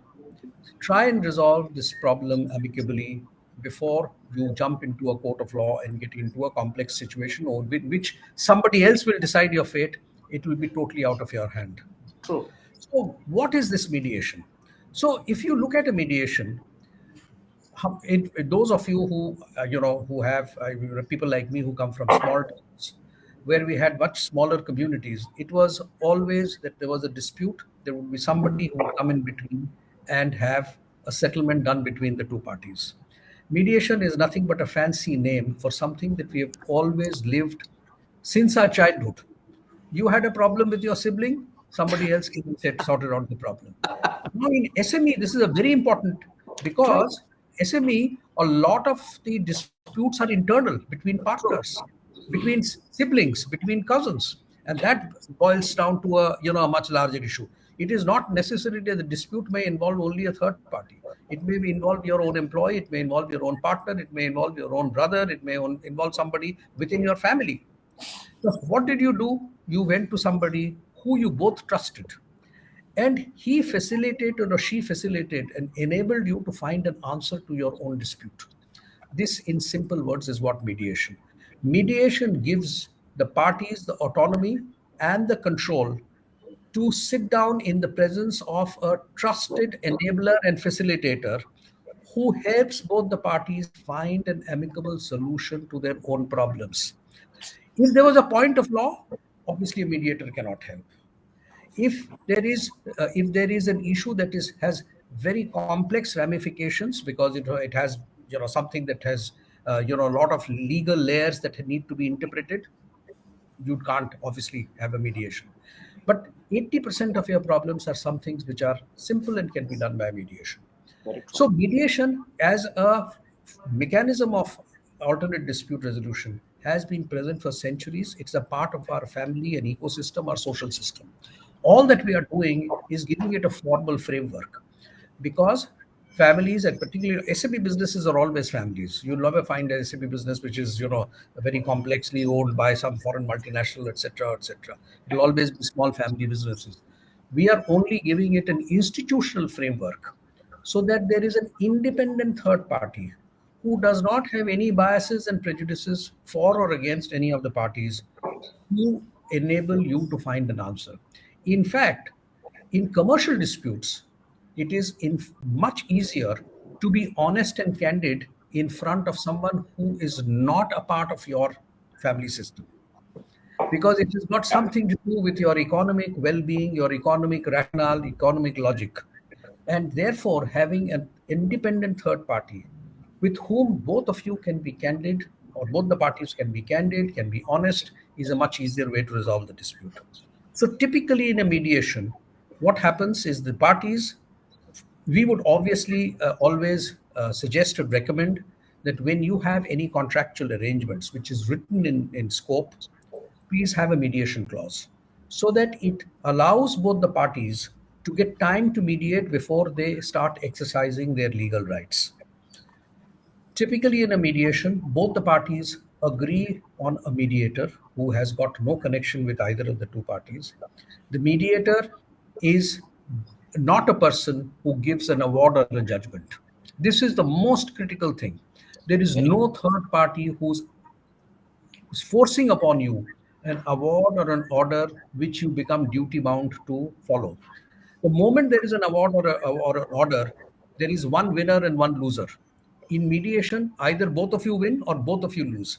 In fact, I'm sure that you know that when you give increments to your employees, the unhappy employees are not about what they have got, it is what somebody else has got. Okay. So sometimes it is much better to create two losers than to create one winner and one loser. True. Even if both the parties come out of the mediation having settled an agreement saying, "Hum to bevkoof ban gaye," if the other party is also feeling that way, there is no problem. The problem is कि हम बेवकूफ बन गए और वो जीत गया. That is what causes the problem, and that is why adversarial dispute resolution, you have multiple stages of appeal, and you keep on going and spending time, good money after bad, and there is a third party who comes and announces who's the winner and who's the loser. How well you have batted, how honestly you have batted, may make absolutely no sense in a court of law. True.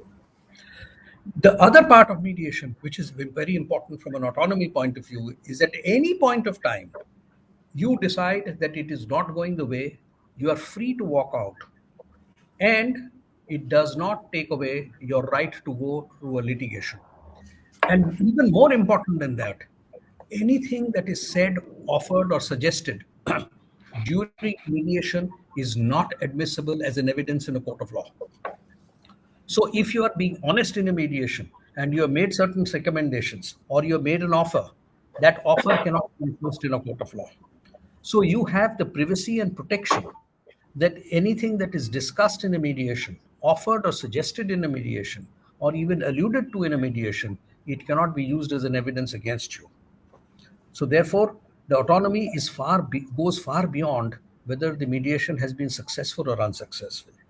And also, in case you go in for a mediation, after having filed a case, and you then go for a settlement, which is through a mediation, the mediation settlement agreement that you do becomes the consent terms that you file in the court, and any stamp duty that you have paid for the litigation gets refunded to you. Oh, I So see.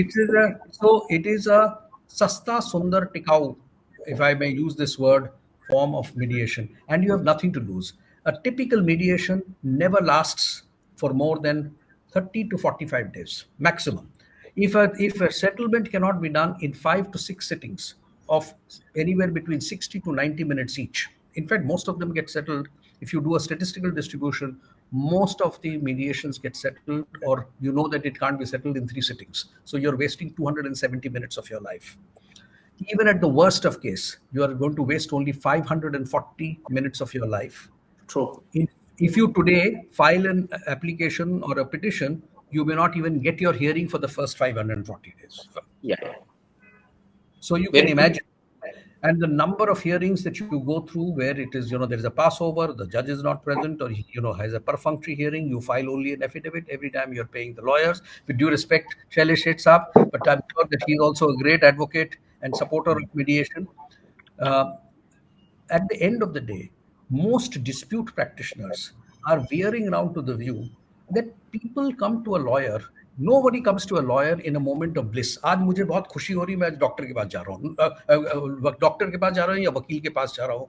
I would have not heard of anybody saying that. I am feeling happy, but then therefore let me go to a lawyer. Everybody comes asking for a solution. And if a solution is that the parties should settle themselves through an enabled and facilitated process, there could be nobody will be more happier than your lawyer, who if he is a genuine friend of yours, because he solved your pain point. At the end of the day, you are not going to, very rarely do you say that I am going to litigation to find out whether Article 14 of the Constitution is valid or not. Do you ever go? Never ask that question. Na? He has not paid me my money, or he has hidden my trade secrets, or he has breached the contract. So please tell me what is, how do I compensate myself, or how do I indemnify myself? Other than that, nobody seeks any legal recourse. Why should you have such a complex problem? We in Bombay Chamber, what we have decided to do, and this is a movement which started almost 12 years ago, we now have a conciliation center, a mediation center, which exclusively caters only to commercial disputes. And our largest focus is on small and medium enterprises.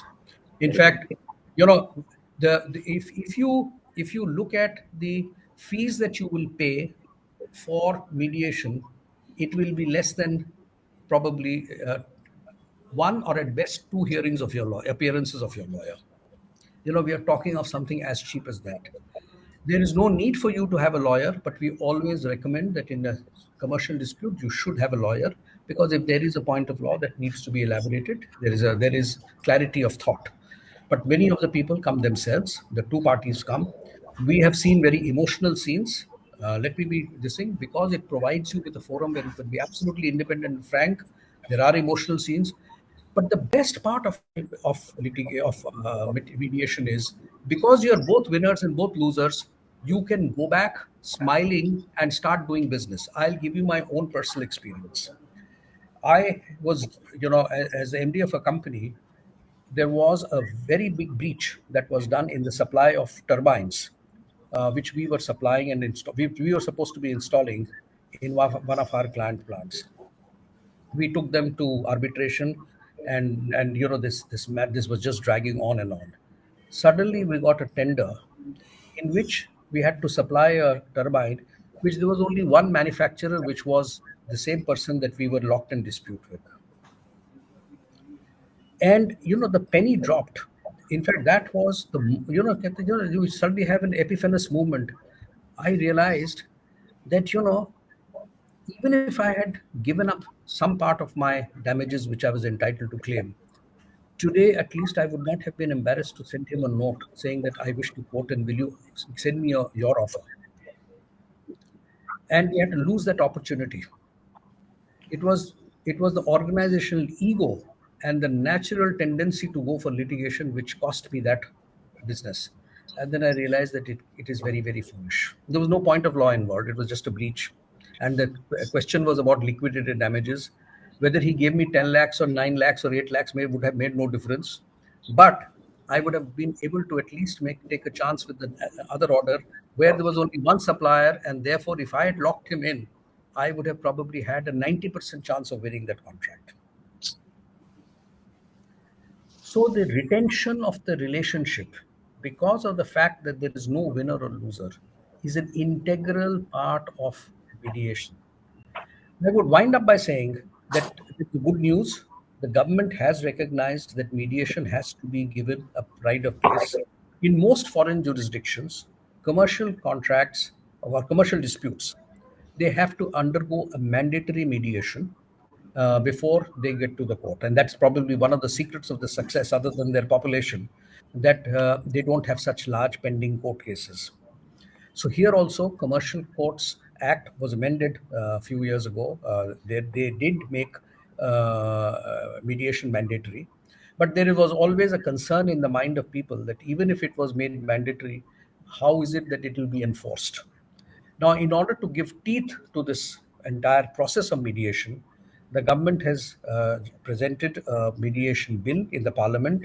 Even as we speak, there is a parliamentary committee which is evaluating changes and amendments which have been suggested by various chambers of commerce, including Bombay Chamber.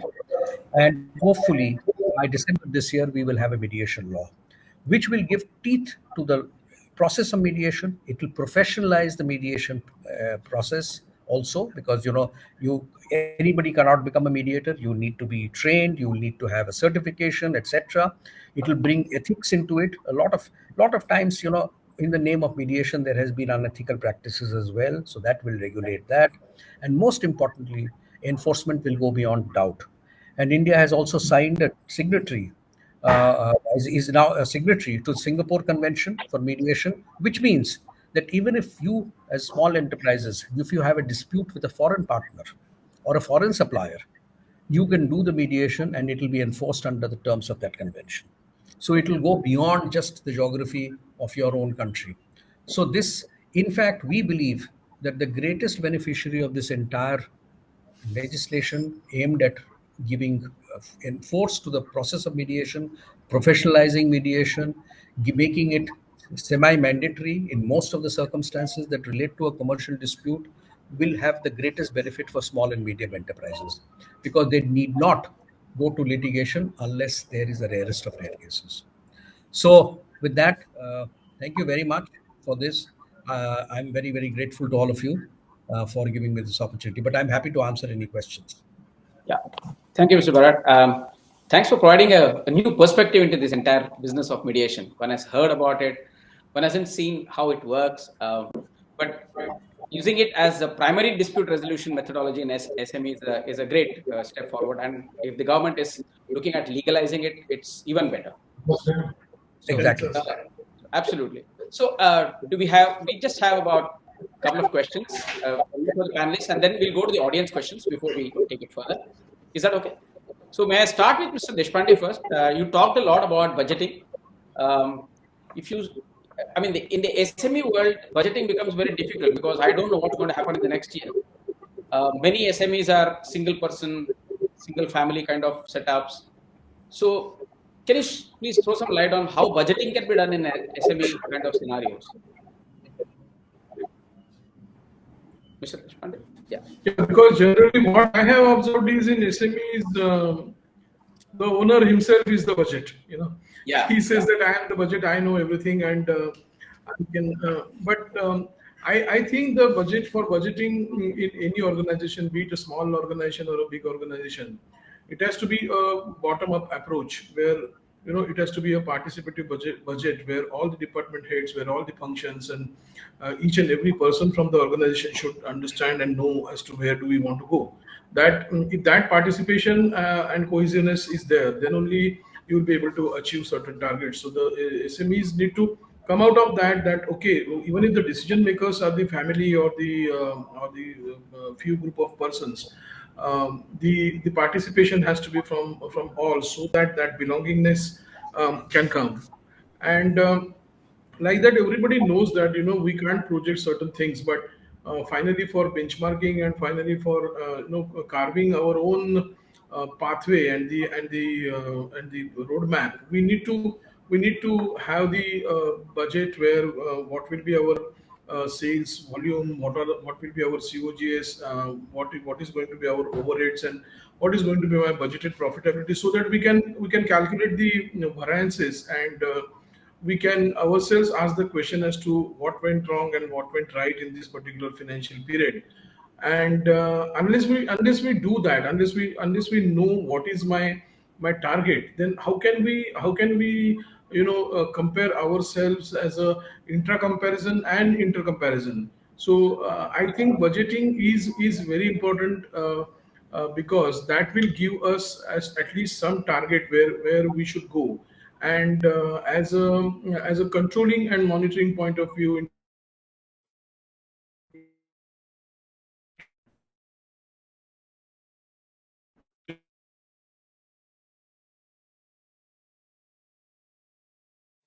terms of I think finally we need to know where do I want to reach, because if everybody says that okay, whatever is the God will run the company, that doesn't happen every time.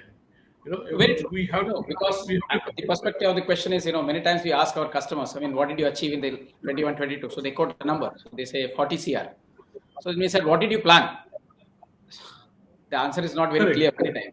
So I take your point. So I think the critical point that you said is that, the entire organization needs to come together to create a budget and then see how they are progressing on a period by period, a frequent review. I think that is something. Yeah, it is like I understand that Amir Khan was taking the Lagan story ahead, but he was having other 10 participants. That is the reason he could win the match.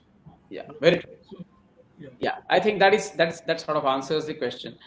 Is Mr. George there, or is he? He's not there, but maybe I'll wait for his question. I'll ask.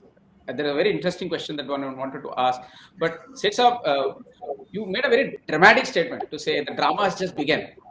What did you mean by it, and what is the thought behind that? Yeah, the way the things are unfolding on the GST front, particularly litigation front, it is becoming really scary by the day. Okay. And there are multiple reasons for that. Apart from there are birth defects in the GST. The entire design and structure is suffering from the birth defects. Can you please elaborate? There are just give 2 lines on how. No, because it is really not becoming a one nation, one tax. We have plethora of exemptions. We have multiple rates. The cumbersome procedure which we have invented, it's a poor drafting, extremely bad drafting. But apart from that, the overall design, the IGST, the structure, there are 2 important players: CGST officers and the SGST officers.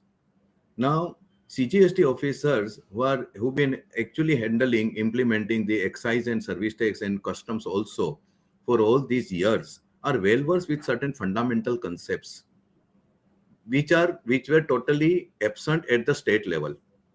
By and large, like the state level, they have no concept of the show-cause notice. Okay. So now when they are required to issue a show-cause notice, which has remained a fundamental, the requirement before starting any recovery proceeding or demand against the taxpayer, state government officers are absolutely, almost majority of them do not know what is meant by show-cause notice. Oh. And everything is happening at the click of the button. That is becoming a problem.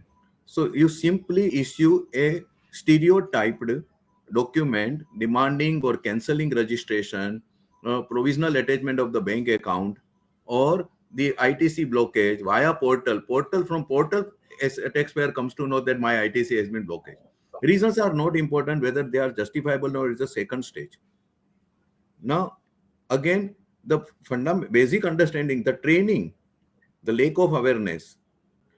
Personally, I see, and we professionals are also equally to be blamed for this state of affairs. The policy makers, the framers of law, and the tax officers have done their job, and they are doing their job in the worst or best possible manner, right? But taxpayers, some of a class of taxpayers are to be blamed. Those who are black sheep, there will always be a black sheep. Absolutely. However, we tax professionals cannot really be blame free. Probably we are turning out to be probably the if not biggest, this fair share of blame should go to us. Okay. Because every person is looking at the GST as an opportunity. We professionals are actually, we have become opportunists, and we are looking at it, yes, and we are looking at it as opportunities. So from the day one in 2016 when model GST law came, between June and August, today I had written 4-part series in Tax India Online, where I customarily write my articles. The title of my 4-part series was Model GST Law. Is it a horror show? And you believe it continues to be? Yeah. No, I'm not happy to say that most of the apprehensions, concerns which I had actually foreseen are coming out to be true. So there is a chaos. There is a chaos and rampage.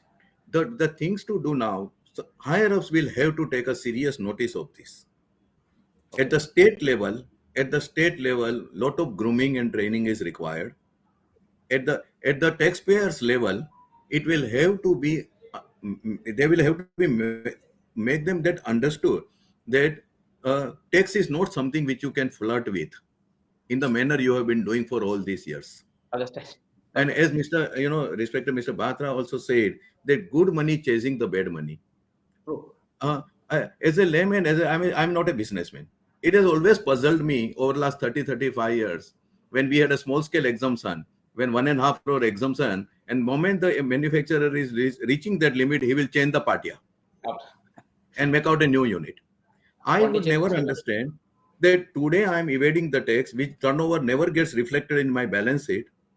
I might have shared something, whether it has gone for my growth of the business or not is another story. Absolutely. I've rarely seen whether the evaded tax, mainly cash transaction, whether it fosters the business or not. Very true. Right. But when I'm caught, and if I'm penalized, I'm required to pay the demand, right, with interest. It all goes from my white money. My lawyer fees goes from the white money.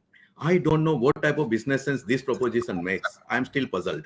Yeah, cutting your nose to spite your face. Cutting your nose to spite your face. I think it's very well put. It's very well put.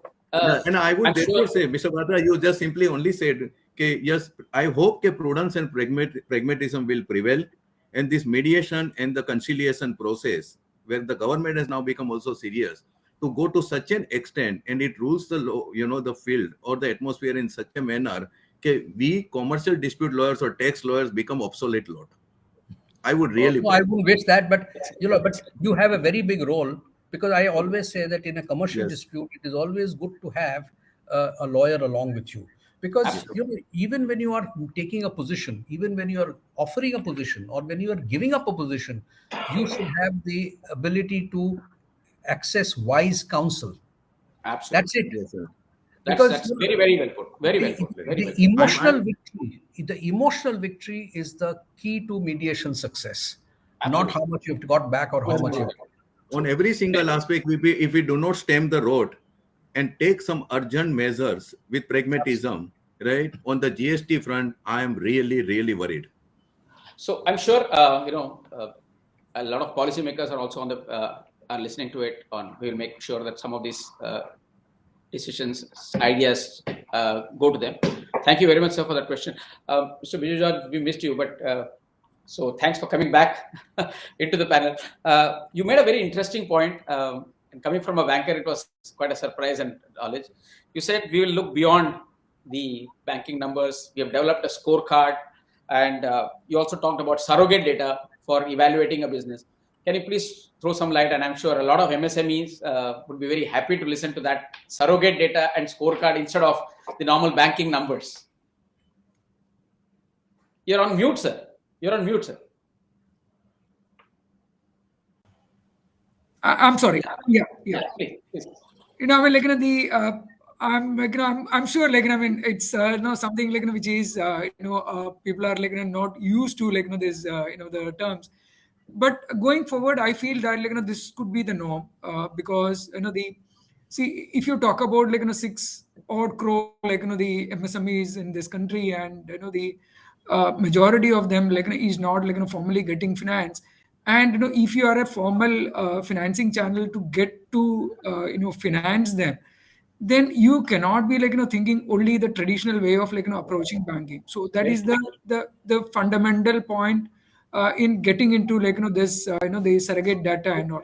So when I said like surrogate data, it includes the maybe a, the data from the CIBIL or like I mean like the any credit information bureau, which talks about like how many times like he has defaulted, like what is this like the repayment pattern, all that like and see, for example, like if I'm there in say a gem platform, and like I need to finance like an MSME. So what I need to have is that like the how many times like this particular MSME has failed to deliver. Okay, so his order, or like is there a delay in like his delivery time, or like if there is a the payment like he has paid a penalty in like the delayed delivery, or like was there a quality issue like he has got. So this information somebody passes on to me. So one minute.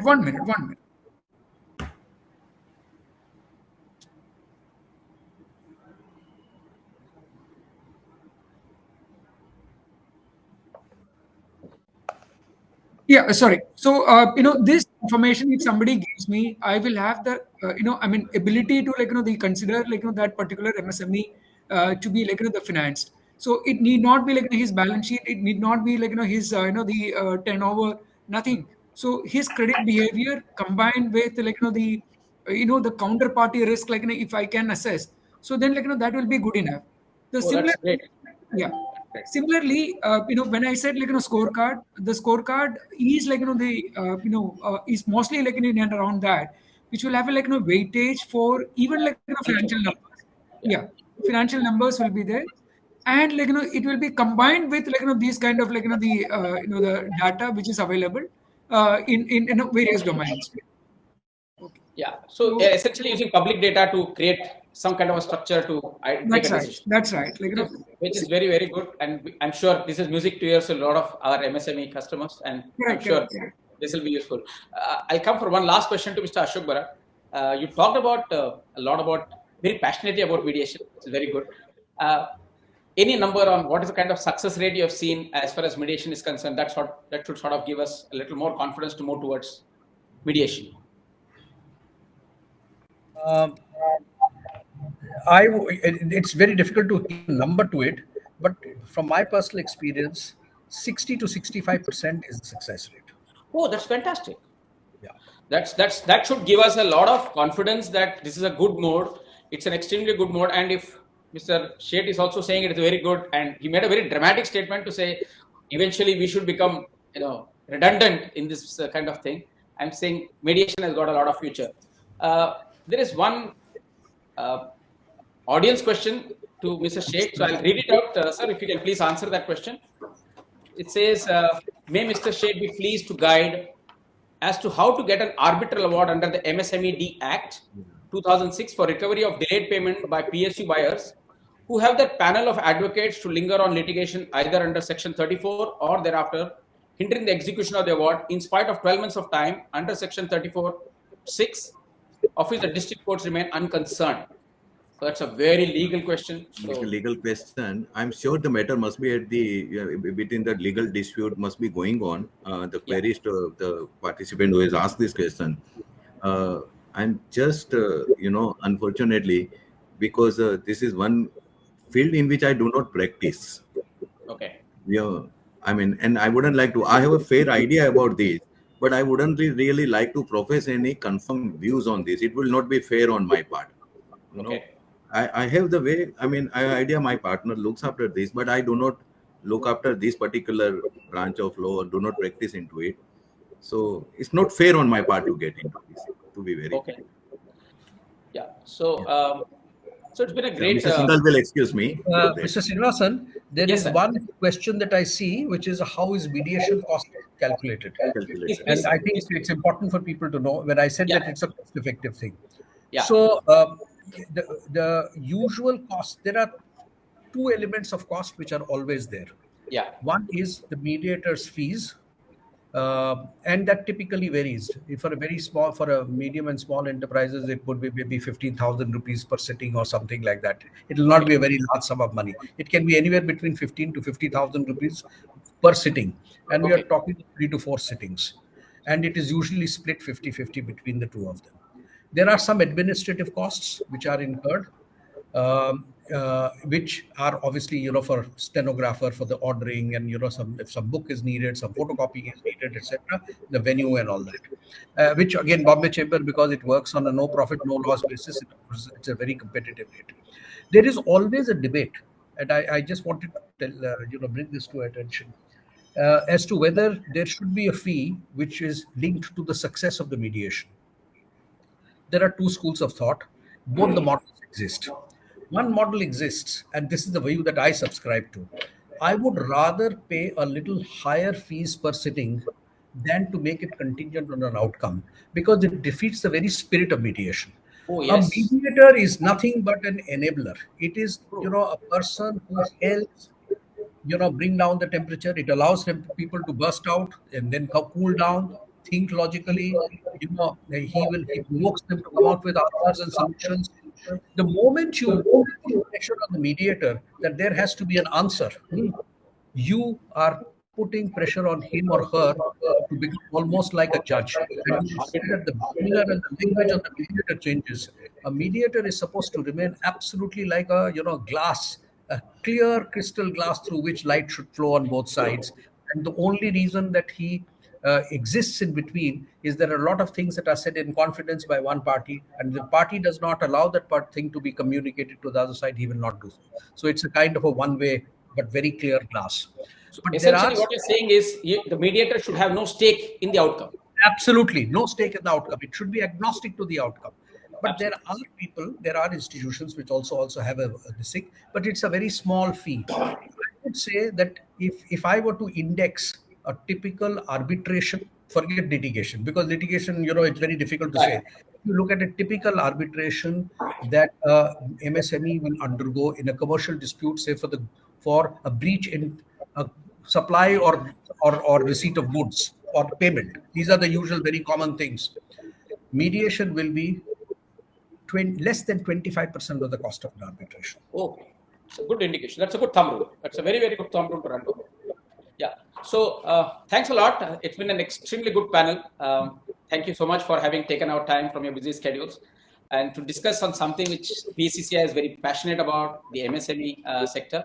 And I'm sure the panelists, because the way you put it across, I'm sure a lot of this audience, a lot of people and members in the audience got some directions to some of their issues. I'm sure we'll be able to discuss more of these issues in person as we go along. Thank you very much. It's been a great panel. I learned a lot, and I'm sure each of us learned a lot from each other. Thank you very much, sir. Thank you so much. It's been a pleasure. Thank you so Thank you. much. Thank you. Thank you, my colleague. Thank you.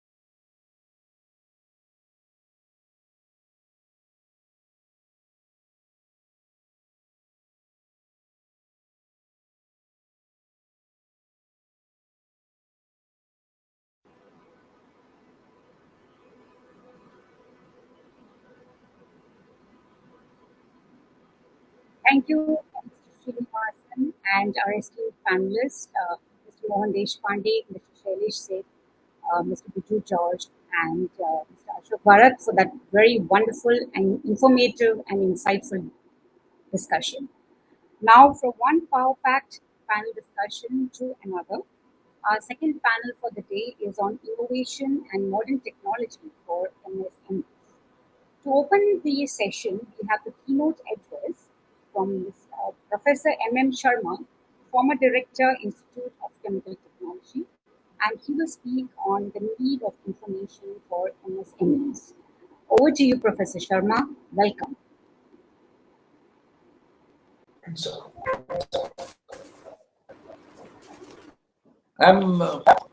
Thank you for inviting me. I'm required to speak on role of innovation in MSMEs. I start by saying innovation is big C of capital. Technology is big C of capital. And capital is scarce. So MSME, if they were to depend only on fiscal incentives, Government of India, then you're on tender hooks, you're not on any particular strength. What technology does, what innovation does, is pretty obvious in the recent context of giving 2-3 examples. One is how mobile phone has become an all-inclusive innovation. How vaccines which used to take 5 years plus, well within a year, new vaccines have come. Now, a lot of them are connected with ingenuity of individuals.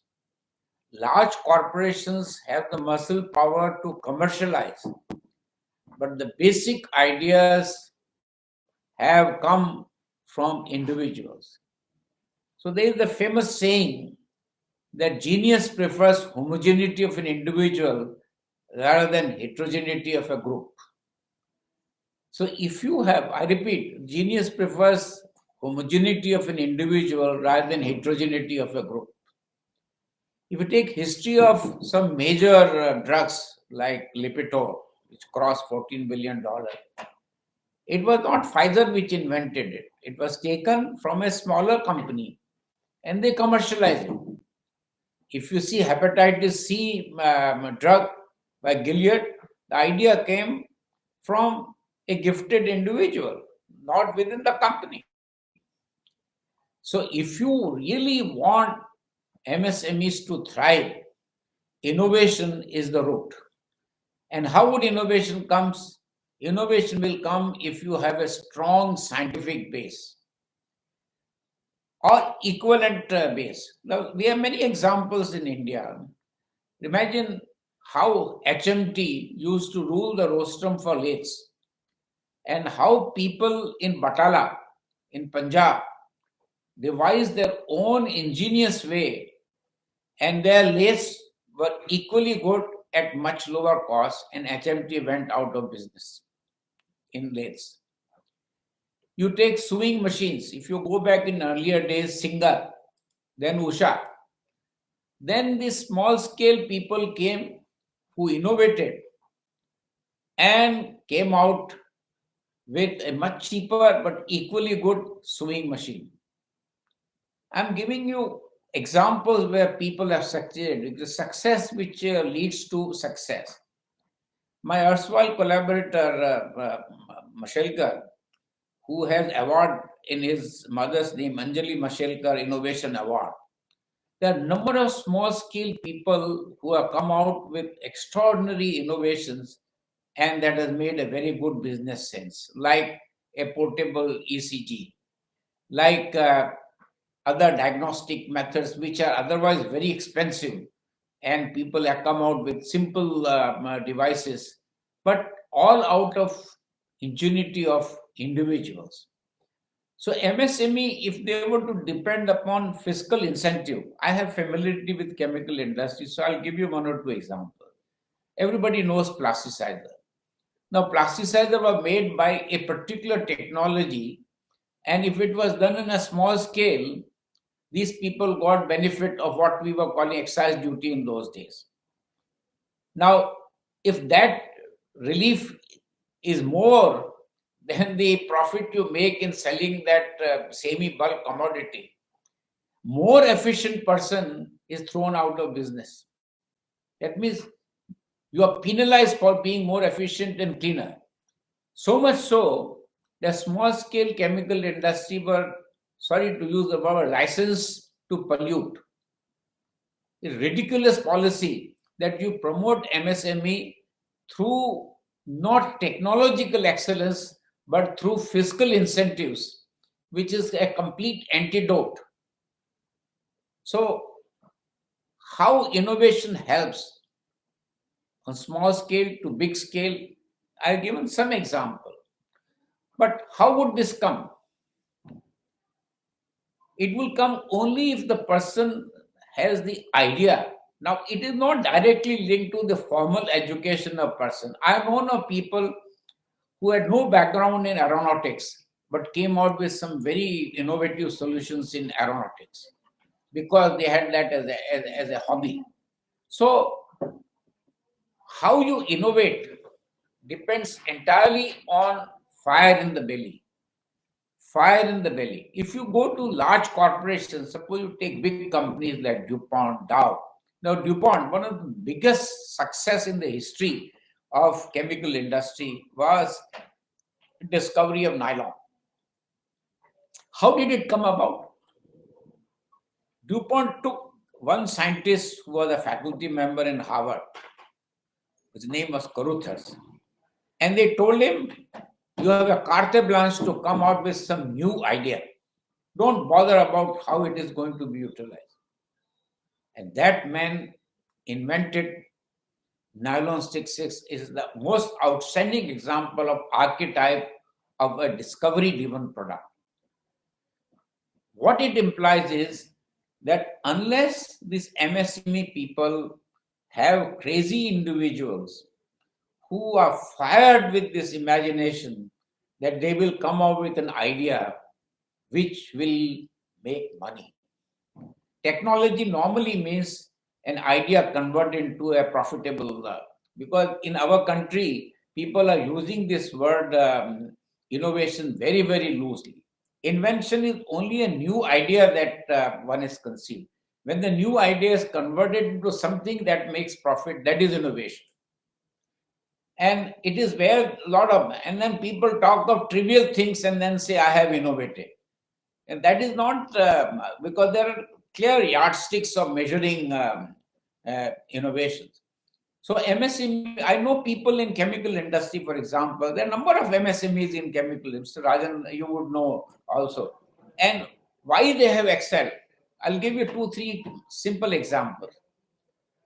Here's a large pharmaceutical company, is a candidate molecule which is undergoing phase 1, phase 2, and they want limited quantities, let us say 50 kilos of a very, very sophisticated intermediate. Here comes a very outstanding chemist, chemical technologist, chemical engineer, individual helped by 1 or 2 persons, comes out with a new cost-effective route and makes that molecule and supplies and make.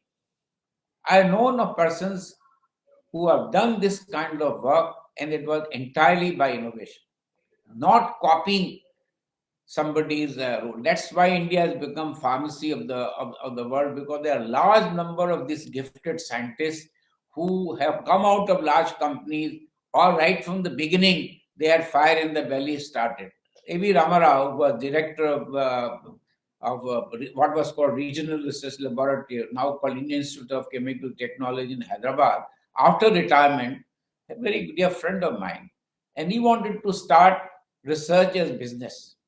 I was one of the few persons who encouraged him strongly, because he had that fire in the belly that I will come out with a molecule, making a molecule at a lowest cost than anybody else would.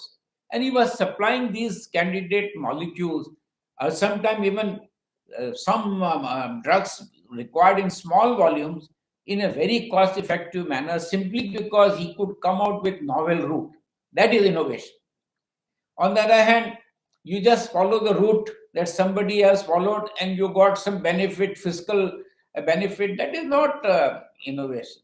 So if MSME has to succeed, they have to have this bent of mind to come out with some interesting idea which they are able to convert into a profitable part. Now, if a small scale fellow remains small scale after 10 years, there is something radically wrong. Why is that small scale fellow still small? Because he thinks small and is only depending on this benefit or that benefit rather than something original fighting one. My dear friend Garda Chemical, he came out, let's say, with the blue tyrosine pigment. His method was better than world's most renowned company, Bayer. And Bayer copied his method. And unfortunately, what happens sometimes, there is a very high cost of this innovation. Because you put in all the effort, and our laws in our country are very loose. Unlike in pharma industry, they are tough. If any Indian pharma company has taken a patent on a new route, it's very difficult for another person to copy that because it's very easily challenged. But in other sectors, it is not. So you sweat and it is stolen overnight. Not only that, the other fellow then claims, I have innovated. In fact, some people go to the street and say, what is the use of this R&D? Waste my time. Such and such fellow is going to innovate today. Tomorrow I'll implement by paying the fellow on the side. Now, this is happening in MSMEs, I'm telling you, in chemical industry.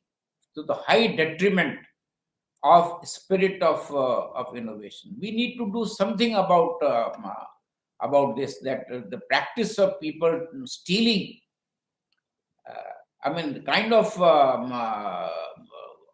misbehavior to a very great extent.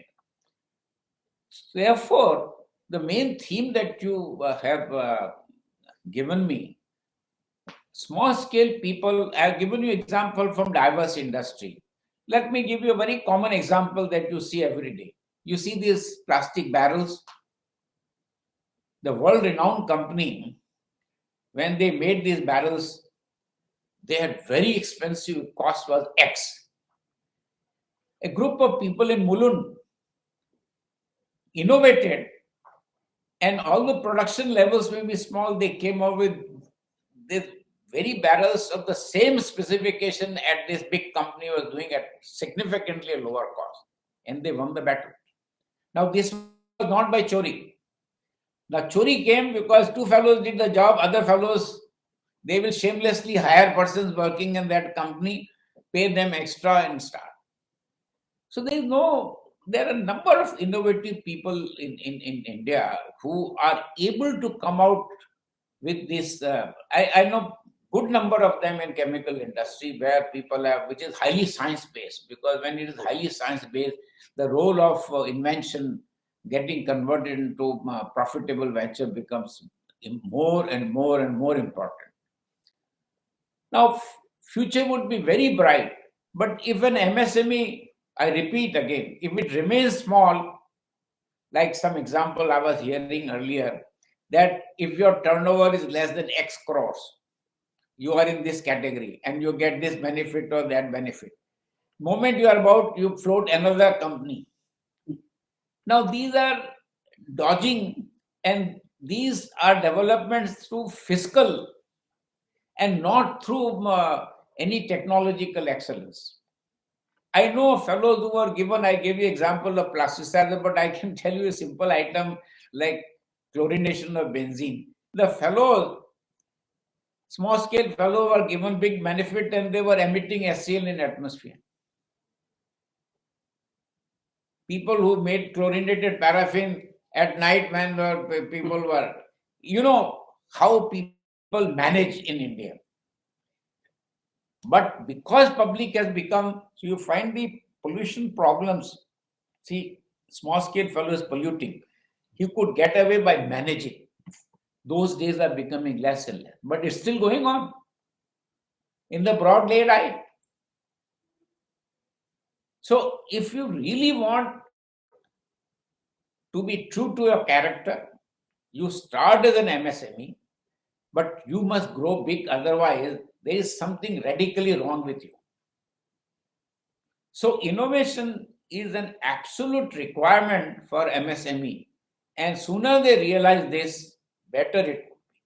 I would rather close here because you wanted me to talk for 15 minutes and like a lifetime teacher. I don't want to keep on being pedantic and talk more and more. Listen, sir. Thank you. See, it is, Thank you. Thank you, it's Professor very Sharma, for easy that to say. very interesting keynote. Thank you very much from all of us here at Bombay Chamber. Now I'd like, just give me a minute.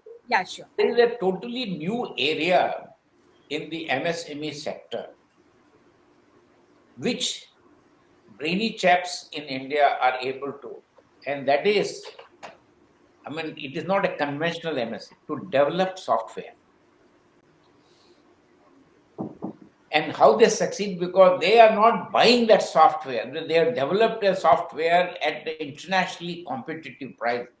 And sometimes when no one has that, this is a very new area which was absent few years ago, that you come out with these kind of sophisticated software. I'm not talking of run-of-the-mill software. I'm talking of very sophisticated softwares, which bright people who have this fire in the belly and there are some people doing this. Yeah. And there will be more of them because you can work from home. Yes, thank you. Thank you for that insight, Professor Sharma. It was very, very insightful. And thank you again for giving us your time and being here for this conclave. Thank you very much. I would like now to introduce our panel, which will be moderated by Mr. D.P. Mishra, Advisor, Excel Industries. And our panelists will include Mr. Suhas Tuljapurkar, Managing Partner, Legacy Partners and Founder Director, Legacy Services Private Limited. Mr. Nishit Gupta, Business Development Manager, Automation, Fronius India Private Limited. Mr. Sanjay Mehta, Joint CEO, Miriam India. And Ms. Preeta Misra, Senior Director, Dun & Bradstreet Information Services India Private Limited. Welcome to all of y'all, and over to you, Mr. D.P. Misra. Thank you very much, Ms. Joy. And it was a pleasure for me to hear my guru, Dr. M.M. Sharma, FRS Padma Vibhushan. And sir, it is a pleasure to hear you. And you have been very, very after the innovation. And I remember to have organized a seminar on innovation when I was the Director General of Indian Chemical Council, when you requested industry to go follow innovation and have a position of a director innovation. And I don't think much has happened in that direction. Coming to the, as you said rightly, that if MSME has fire in the belly to become medium sector, innovation is the only clue. But the way the innovation goes and the innovation produces the result, and thereafter the people copy, which you cited certain instances, that is the fear of the people going after the innovation. So that is where intellectual property protection comes in. And India is known, earlier was known for lack of intellectual property proprietorship, but today it is not the same. And we have with us Mr. Suhas Tuljapurkar, Managing Partner, Legacy Partners and Founder Director, Legacy Services Private Limited, to tell us need to create the intellectual property. Mr. Suhas Tuljapurkar. Thank you very much, sir, Mishra sir, for that introduction. After Professor Sharma and Mr. Mishra, it becomes very difficult to kind of carry on with the same vigor and passion. What I will try to do is, from whatever limited experiences I've had, I'll try to share what is happening currently in the IP space, innovation in IP space. If you Suhasji, please keep your timing, 10 minutes. Sure, sir. I will very quickly take you through this presentation.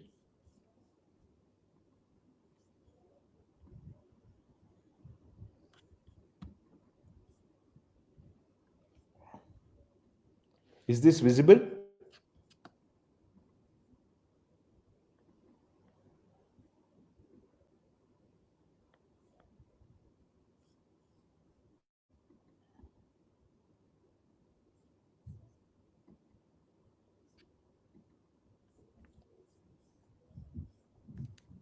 Okay, sorry. I think there's some issue about the presentation being shared. Sir, pardon me. But what I would like to kind of talk today is what's happening uh, at the global level, and especially while what was talked about earlier today in terms of saying that there are these emerging technologies, computer related inventions, ETCR, which is globally known today as one of those areas uh, which uh, propagate innovations and translate innovation, which is really an intangible abstract, to something which is concrete, which is moving forward in terms of what is money and what is profit. Very clearly, you see, IPs are intangibles by their definition, and they include patents, trademarks, copyrights, designs. You have goodwill, know-how, show-how, geographical indicators. In Indian context, Jugaad is considered to be an innovation leading up to few of the intellectual property rights. You have lots and lots of jargon about innovation and intellectual property, which has lost touch with the business and business realities. You see, that is where I think the current gap is getting bridged by MSME study.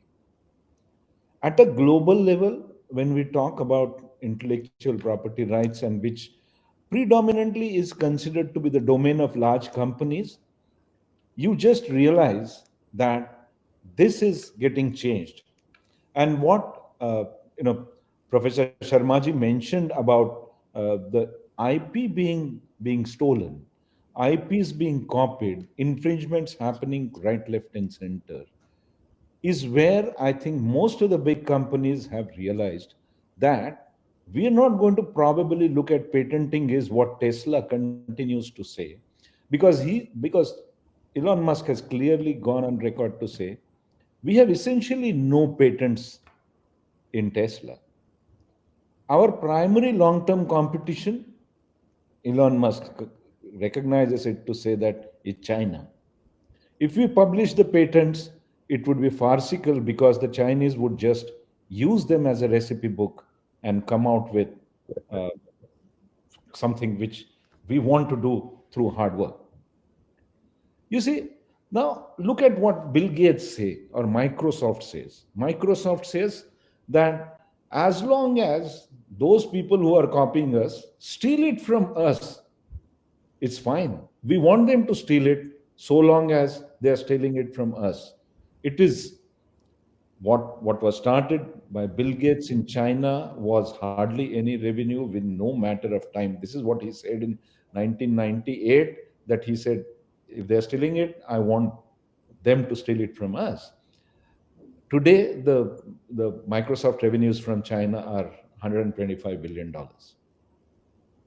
IBM, talks about network externalities, and which is a very good example for Indian MSMEs and who are virtually in emerging technologies, computer-related inventions.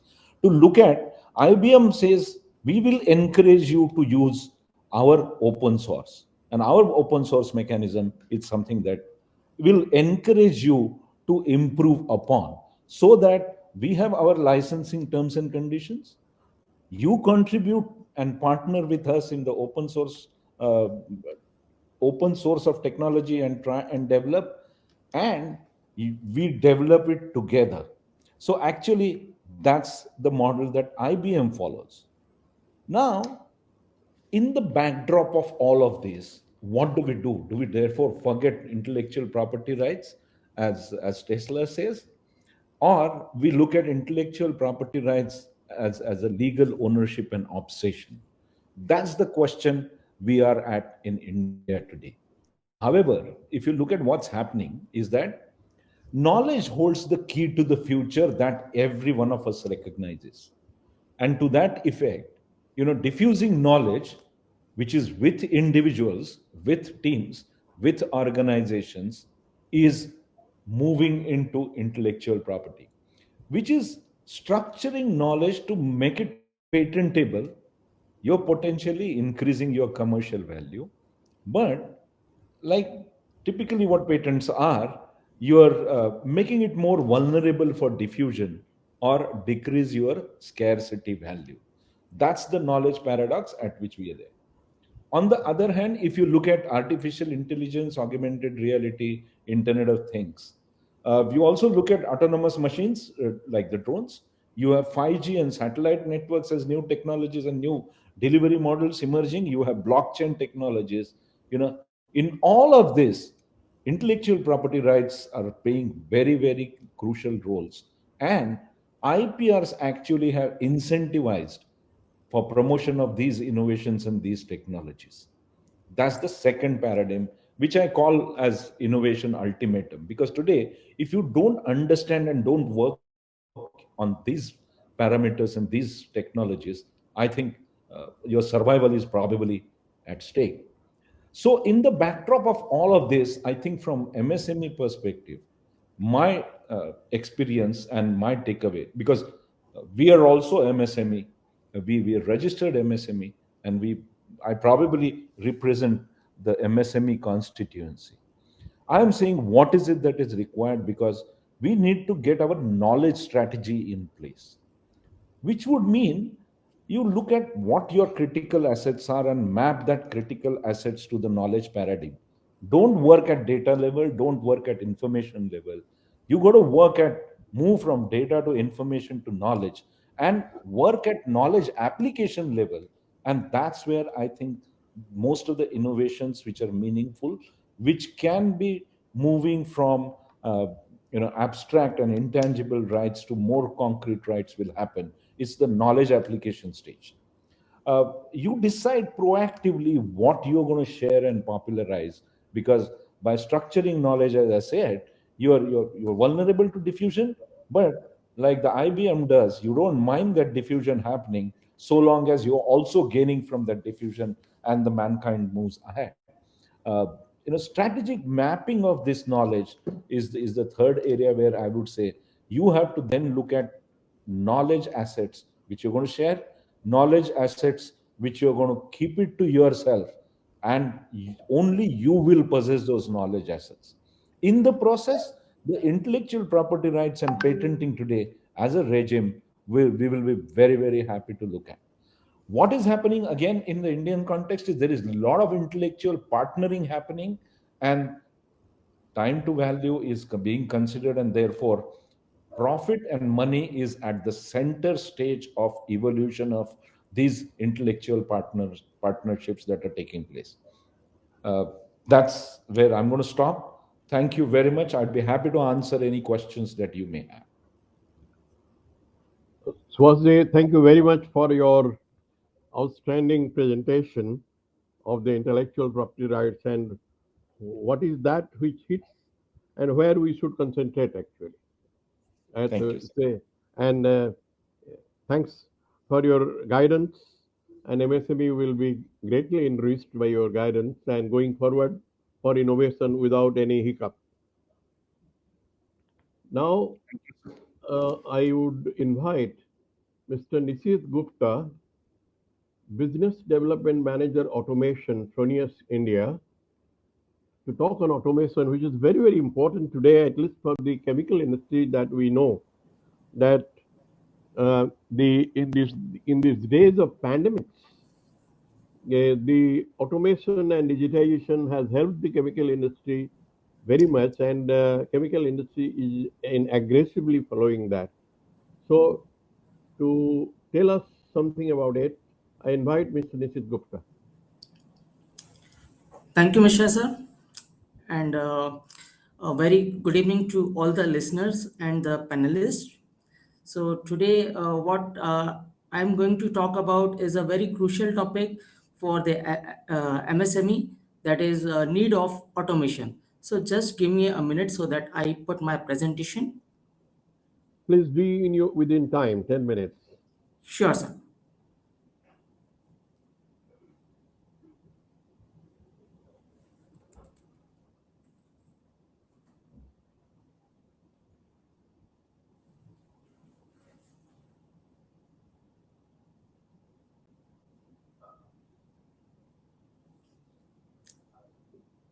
Is it visible, sir? No. I think something is happening with the screen. Right? The last time also the screen didn't work. But if you are finding difficulty, just go ahead actually without it. Okay. Okay.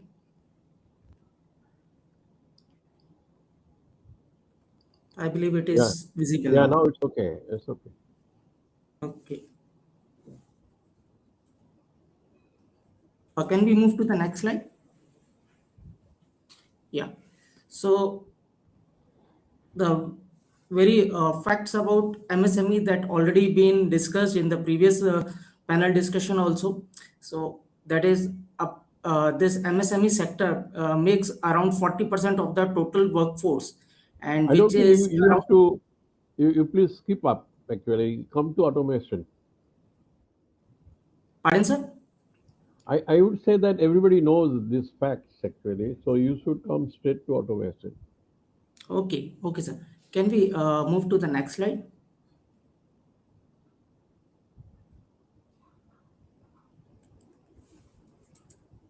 Yeah. So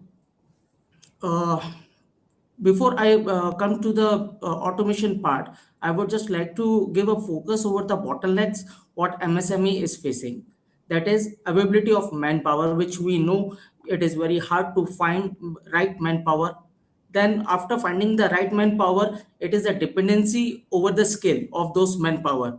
I remember a conversation with a customer who was saying that if my welder doesn't come to the work that day, the entire production of that particular job is on halt. That is the zero production.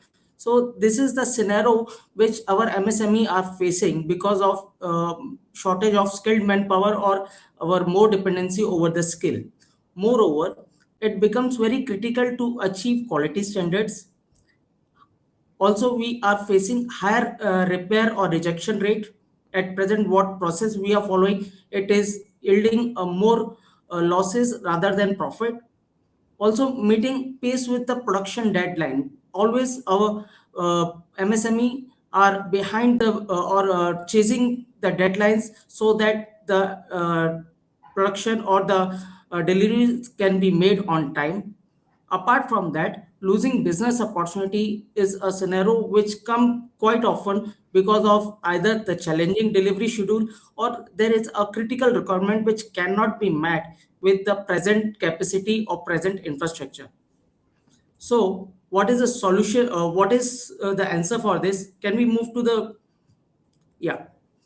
So the solution to this is we are required to be more adaptive in terms of latest technology in manufacturing and fabrication. That is, we have to implement latest technology on our shop floor, which will help to first optimize manpower requirement per unit of production. Automation helps in optimizing skill dependency, compete with international quality and standard, reduction in repair and rejection rate, achieving higher production rate, that is turnaround time will be shorter, so we can produce more, we can sell more, we can earn more profit. More and more business opportunity can be tapped with enhanced capability with confidence. Can we move to the next slide?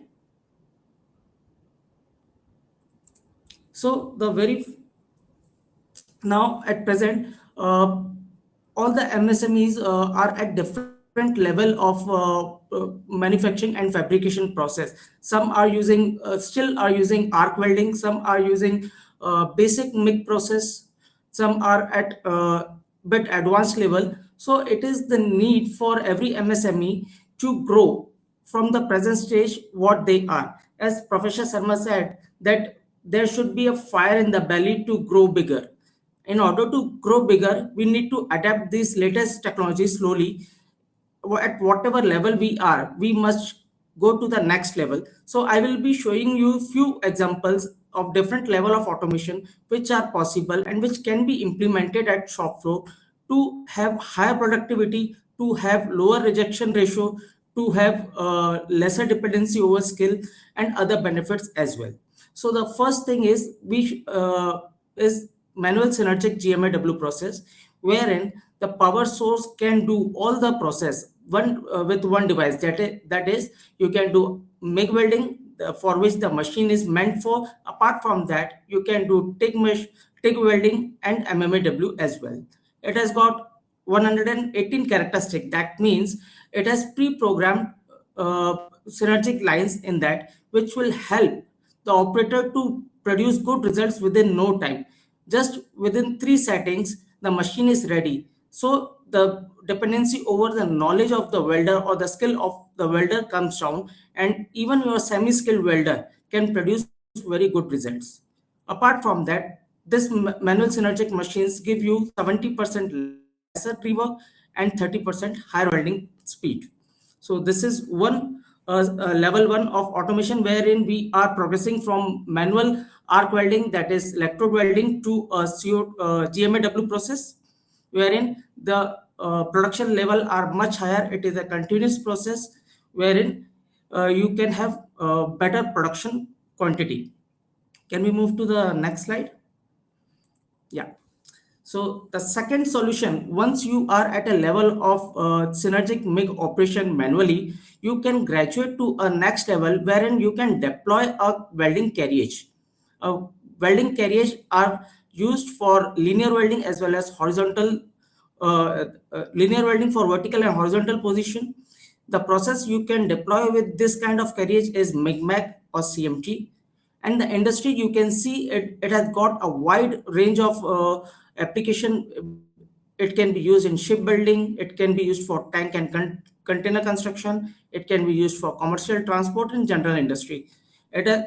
These kind of carriages has permanent magnet through which it get mounted over the job, and it can travel in the direction of the welding. It gives you a constant welding speed with integrated control. So this is one type of automation which you can opt for, moving ahead from manual GMAW process. Can we go to the next slide? You have 2 more minutes, huh? Yes, sir. Yeah. The second type of second level of automation which we can graduate is welding carriage, flex track or track mounted carriage.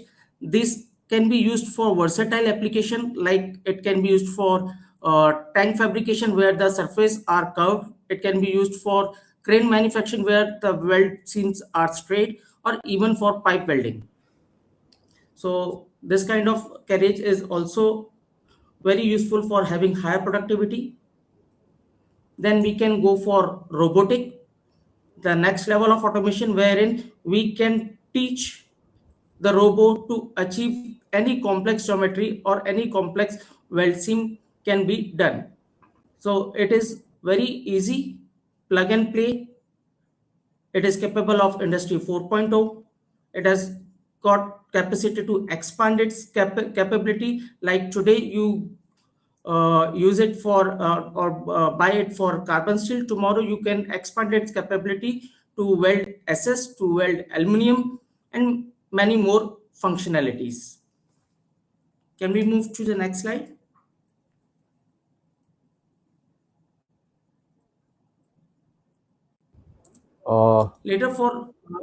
Later comes a specific application wherein customer wants to do overlay on component like valve. So there are systems available we have ETR, that is endless torch rotation, wherein self-centering mechanism is possible, board-to-board functions are there, and the capacity or the capability of the system is to do a cladding within a bore of 1 inch, and the maximum bore which you can do is 1400 mm, that is 55 inch approximately.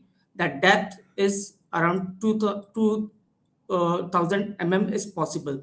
So this is a specific application automations are possible. Can we move to the next slide? Yeah. Just 2 minutes, sir. I'm coming to the end. You are talking about your company's products, right? Yes, sir. The thing we have in our range, what we can offer to MSME, which will help MSME to increase their productivity and overall profit, sir.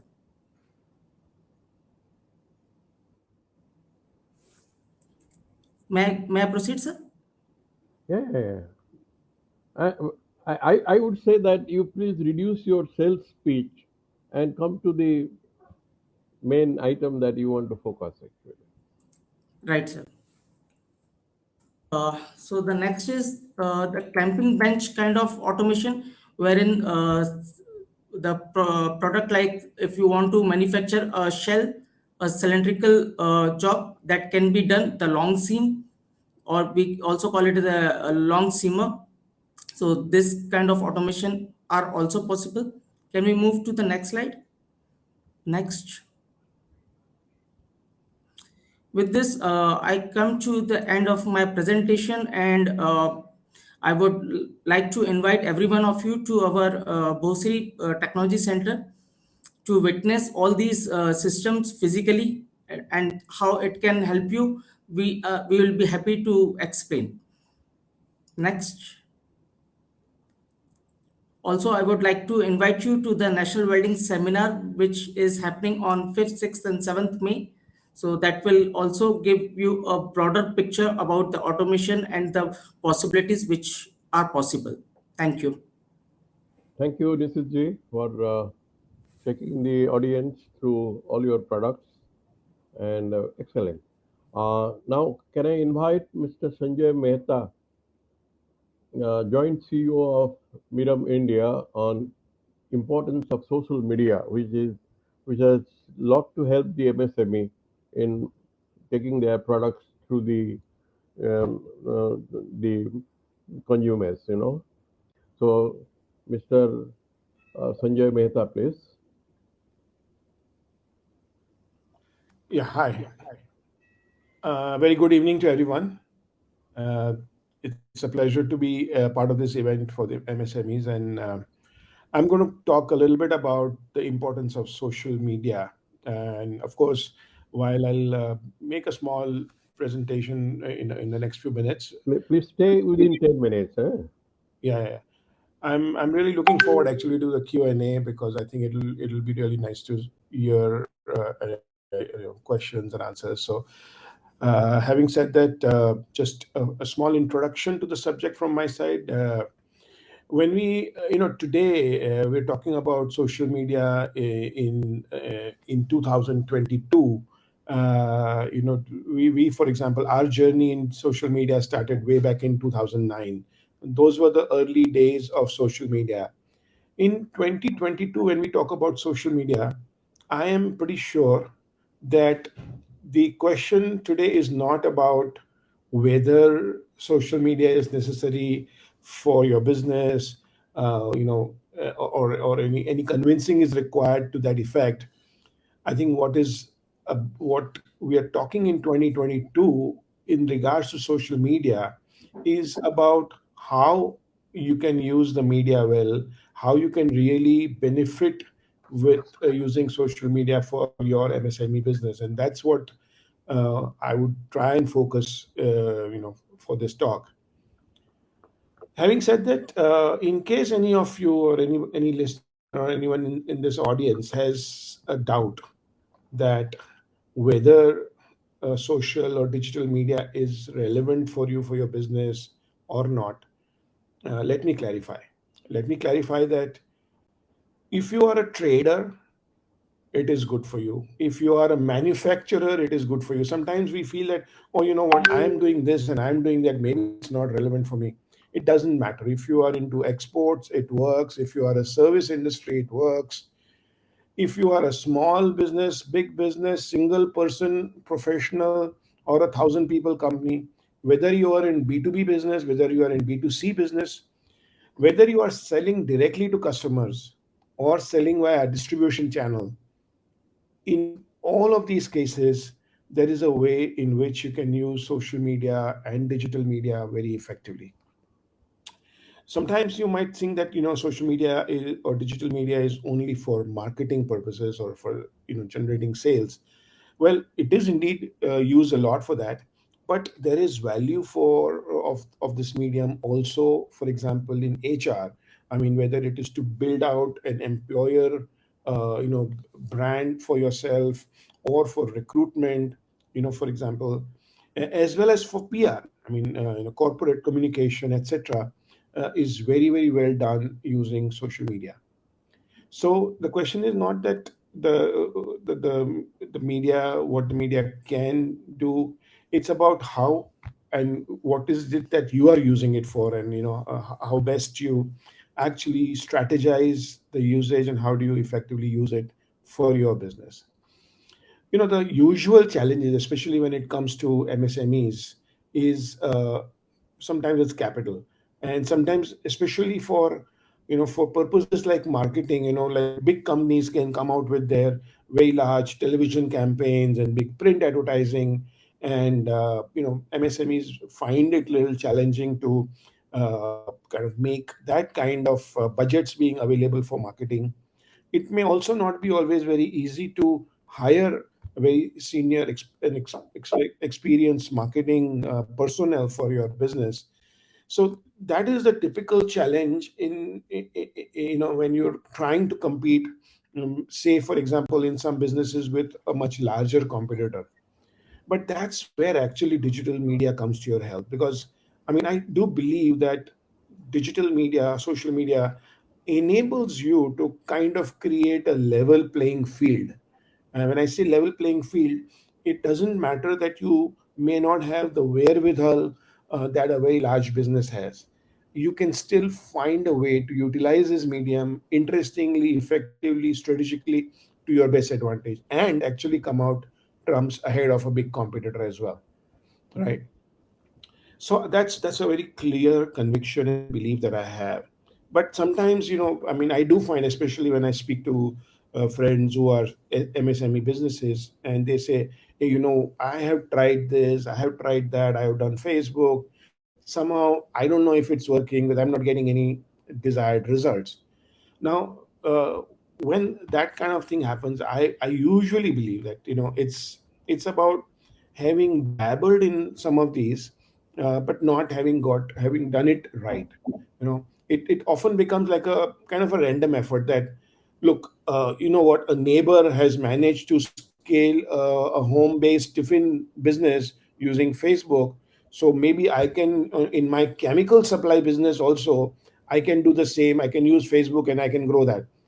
No, actually, they are very different. They are very, very different business. Maybe you will find that in a family, typically some young nephew or niece has amassed a huge following on Instagram because they dance well, and you feel that your agro business is also very well served by Instagram.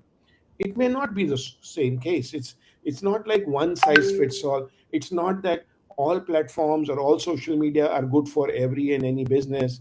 You need to be selective, you need to be strategic, essentially.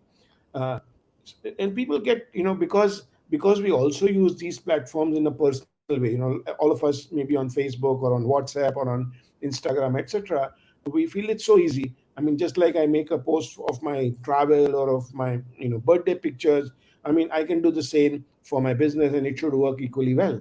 No, it doesn't. When you come to your business requirement, you need to utilize these platforms in a more strategic and meaningful way. It's not the same as, just because you know how to use Facebook, you are also the expert in utilizing digital or social media marketing for your business. It may not quite be the same. So you need to understand, first of all, you don't need to use all platforms for your business.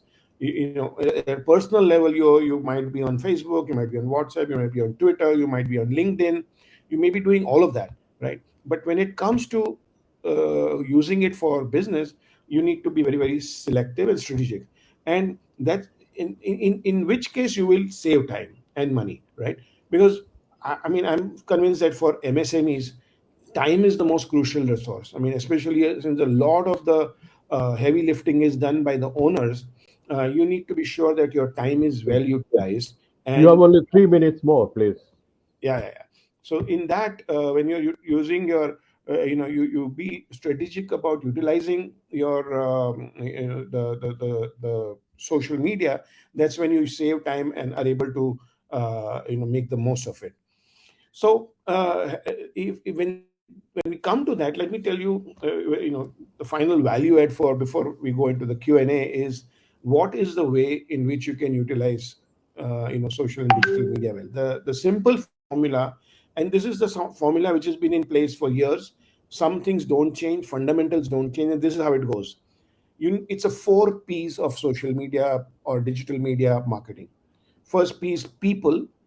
So you need to figure who are you targeting, what is your audience, what is the people that you want to connect to, identify what they are doing on digital and social media and engage with them.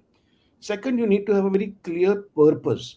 Why are you in social media, digital media? Are you there to build sales? Are you there to become a good employer brand? Are you there to generate marketing? Figure the purpose, because your actions have to be based on what purpose you're trying to achieve. Third is plan. Based on the people you're trying to target, based on the purpose, you need to come up with a plan. The plan may include which platforms, what content, etc., etc. You need to have that in place.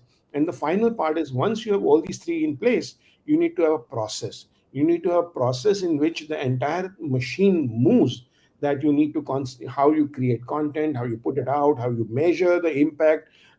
Everything is measurable in digital media. So you know that if you have put this out, what happened, how many people engaged, did anybody come and come to the website, etc., etc. So once you have this 4 P's in place, you can be very strategic and purposeful about your social and digital media efforts, and in which case you can definitely find good value and good returns in terms of your time and effort put into this. So having said that, I mean, I like I said, I think it'll be much more interesting in the Q&A. I hope to get some good questions, and I'm happy to answer them. So these are a few words to at this point, and look forward to the Q&A session. Thank you. Thank you, Sanjay ji. So nicely explained the use of social media and the 4 P's. Let us wait for the Q&A. Thank you very much for your outstanding presentation. The export is for the MSME sector has been growing, and there is Indian export initiative and export potential to reach exports to about $400 billion. Now, that is very interesting. We have with us Ms. Preeta Mishra, Senior Director, Dun & Bradstreet Information Services India, to talk about attaining the domestic and global competence. It is a very, very important topic for MSME, which is growing in that direction. Ms. Mishra. Thank you so much. I hope not to take too much time, Mr. Mishra. I know we are running behind schedule. I'll stick to my time. And I don't have a presentation, so I'll just share my thoughts. I think it's been a very interesting discussion, and the topic that I have, as you rightly mentioned, is domestic and global competence. I think we'll all agree that if we look at what's happened at in the post-pandemic world, if I may call that, is that I think there has been a lot of disruption, the way we live, the way we work. And one thing that has changed is the way we operate and work with each other through digital medium. I think it's brought in absolutely unprecedented digital acceleration across different sectors, irrespective of the size of companies that we have. So, we had Sanjay talking about social media. I think a great way to communicate with people. How do you communicate with people? How do you access, your customers who are overseas if you're not able to meet them? I think, whether we are MSMEs or large companies, Pre-pandemic, we were all interacting with people. We all believed in face-to-face interaction. I think all that has changed, and this is the new reality. And as we even emerge out of the pandemic, I think this is going to stay the hybrid model of working. So there are certain data points that I wanted to share with you, and I think it relates well with the the speakers that we had in the beginning towards in this session, where we spoke about startups and innovation. So some data that I have, from the surveys that Dun& Bradstreet does, we have seen that the total number of business registrations, okay, in financial year 21 reached a record high. In fact, our analysis shows that the birth rate of new businesses, which is defined as new business registration as a percentage of active businesses, increased by 11.6% in financial year 21 compared to 10.2 in financial year 20. These new businesses have helped in absorbing many of the workforce that was displaced in the aftermath of the pandemic, and hence are, integral part of our economic revival. And this actually shows the resilience of the entire MSME sectors. Though many of them would have slowed down and shut down, you had a new wave of startups as MSMEs coming up and getting into newer business. And this is where I think the innovation spirit comes in. In fact, in these new businesses, we see that startups account for a disproportionate share of the economic data. In fact, the data from the annual survey of industries shows that firms less than 5 years of age constitute only 16% of all firms. But these firms actually account for 24% of the net value added. In fact, India is now the third largest unicorn hub globally, with a total valuation of USD 168 billion. And I also want to relate it to a survey that was done by HFS, which is a research company based in London, earlier this year. They said that they are seeing, around $100 billion coming in IT and BPM expenditures by industries across the world on account of COVID. And also added that they see half of this, that is USD 50 billion, which may be coming into India. In fact, this industry, Make in India website, it shows that this industry is already the largest employer within the private sector in India, employing more than 3.9 million people. So if you look at it, if you look at India and the way the MSME sectors, all of us are rebounding back through innovation, and the money is available, planning and creating visibility for ourselves to attract and get business. In fact, this is also an opportune time to get into new businesses and expand your business. However, one of the challenges, one of the biggest challenges that we see in MSMEs through again our surveys and our interaction with the MSMEs is the access to markets, especially now when you're not able to meet people, right?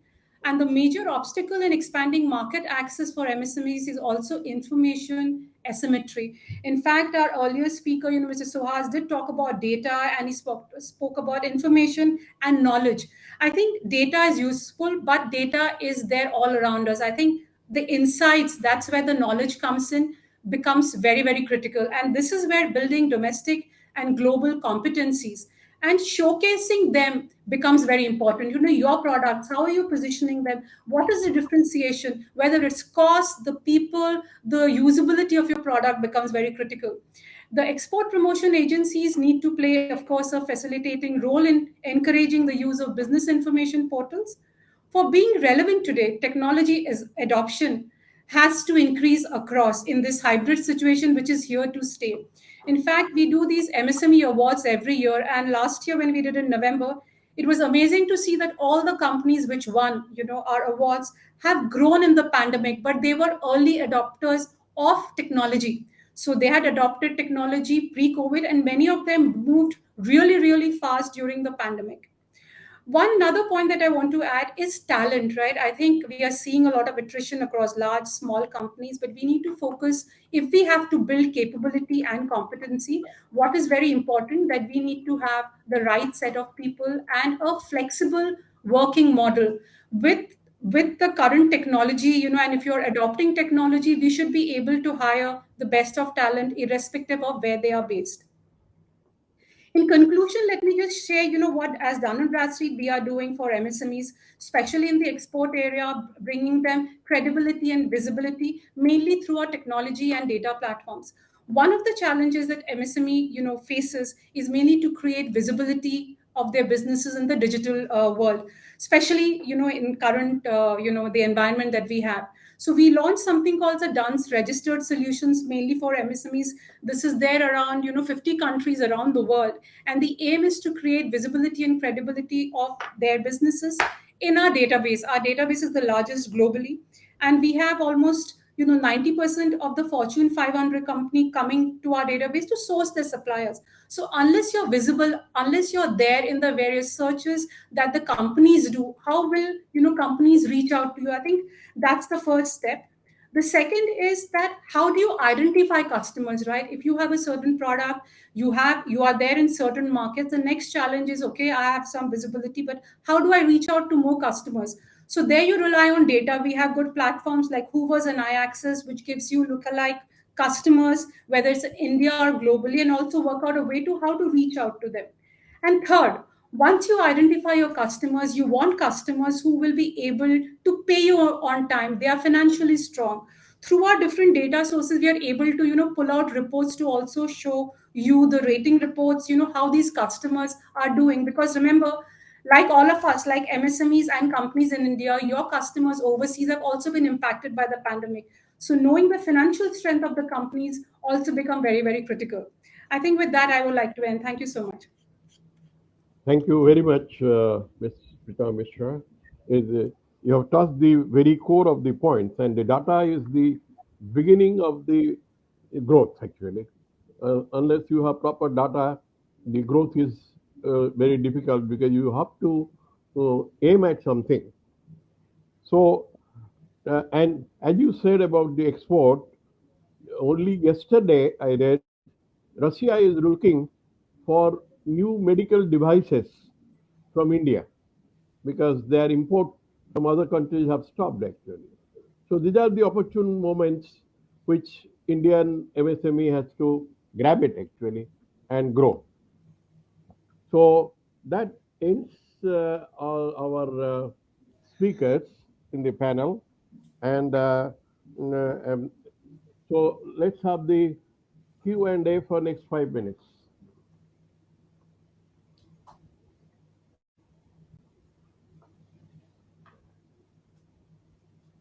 Any questions? I think Suhas, you had a question from somebody with regard to cost of innovation. That's right, sir. So I just replied it on the chat, and I will try and explain it once again here. You see, it's a misnomer that the cost of IP or registration of IP is very high. You see, today there is 90% subsidy given, rebate given to MSMEs, registered MSMEs, who are filing in the IP, who are filing their patents, trademarks, or copyrights in the respective registries. The 90% subsidy or the 90% reduction in fee, it is not even subsidy, it is reduction in fee, is a huge available. Secondly, you look at if you were to look at patent side and look at it from search, draft, file, prosecute any patent, you will realize that the fees are not that high as they used to be in an earlier occasion. So if you have your IP strategy right as to precisely in which country you're going to protect your patent, what is the best manner in which you're going to do it, I think at least in India, you have tremendous advantage. You have similar advantages in jurisdictions such as Australia, in various such EU countries as well today, and US. It talks for its own domestic MSMEs, which is like jobs, which is like jump our business startups provision, makes it very lucrative for the startups to file for IPs. So the second aspect here is going to be that while the 2020 and 2021 amendments to the patent rules have now recognized that even startups which are foreign companies in India qualify for startups will get the same benefit that Indian startup get. So there is a level playing field there. So it's an absolute misnomer that IP is very expensive. It is not. You look at even searches that are being carried out today. There is a Chandigarh firm that actually does a search in matter of hours on any patentability analysis and charges not in excess of $800 for that search. Sir, uh, and it's a lack of awareness in Indian context that's more prominent than actually IP being expensive. If I may just add here, I think Mr. Suhas, you have made a very valid point. I think innovation, there may be a small cost to it, but as we look at other companies who've survived the pandemic and are growing strong, are the companies who actually invested in innovation. I think, as you rightly said, it's the mindset and the desire to reinvent yourself and grow. That's right, ma'am. I completely agree with you, Prithaj. When the number of patents coming out in India has grown substantially in last years, but still it is much less compared to the world standard. And China is maybe 4 times or 5 times more than Indian number of patents. So it is very, very important that this patenting culture grows with the innovation. And Sir, yeah. No, sorry, you complete. I'd like No, to I'm continue. through. Go ahead. Sir, what has happened is, we are not in the race of filing number of patents today. You see, you realize China is number one, and which all of us and the world had a perception about China that any given technology would get copied in China. Sir, China recognized what is known as utility patent, and it is on the utility patent regime. What it really means is that even if there is a fractional efficacy increase in whatever is innovated, it is recognized as patentable invention. We have the efficacy rules which are otherwise aligned to most of the players in the world. But what China did was it tweaked its patent regime to come out with a lower thresholds of patentability. Sir, in India, when we look at what is happening at a grassroots level innovations and look at what Professor Anil Gupta ji at GAM Foundation does in terms of open source databases, sir, we realize that if Jugad is considered to be an invention, and if we look at utility patenting regime, we will probably have increase in number of patents. So my personal take on this is it's not about the number game at all. It is about what is the impact that every patent makes becomes very, very critical when we start looking at the regimes, patent regimes, and impact innovation in this space, sir. But thank you I very agree. much. I agree with you. Any other questions? So if it is not there, I would like to take from Schwartz where it ended. It is absolutely important the impact that the patent makes, and patent is directly proportional to the R&D going on in the industry. Unfortunately, in India, our one of the bottleneck is lack of technology production activities and very low investment in R&D. At least in chemical industry, I did a work on the total R&D expenditure across the chemical industry. Except pharma and specialty chemicals, the rest are below 1% of the turnover. Whereas in China, it may be 3 to 4% actually of the turnover. So this must increase, and that, as Dr. Sharma said, that it's about the fire in the belly. How you want to take the R&D and be a different kind. Another bottleneck in the MSME, what is globally available technologies could be subsidized by government so that product quality of SME can improve. The one more think that the MSME should work with the academic institutions in together for developing the new innovations based on the R&D on the both sides. In fact, the new education policy, NAP, has stressed on that actually. The last thing is that the innovation is not only in the product strategy, but marketing and other areas too.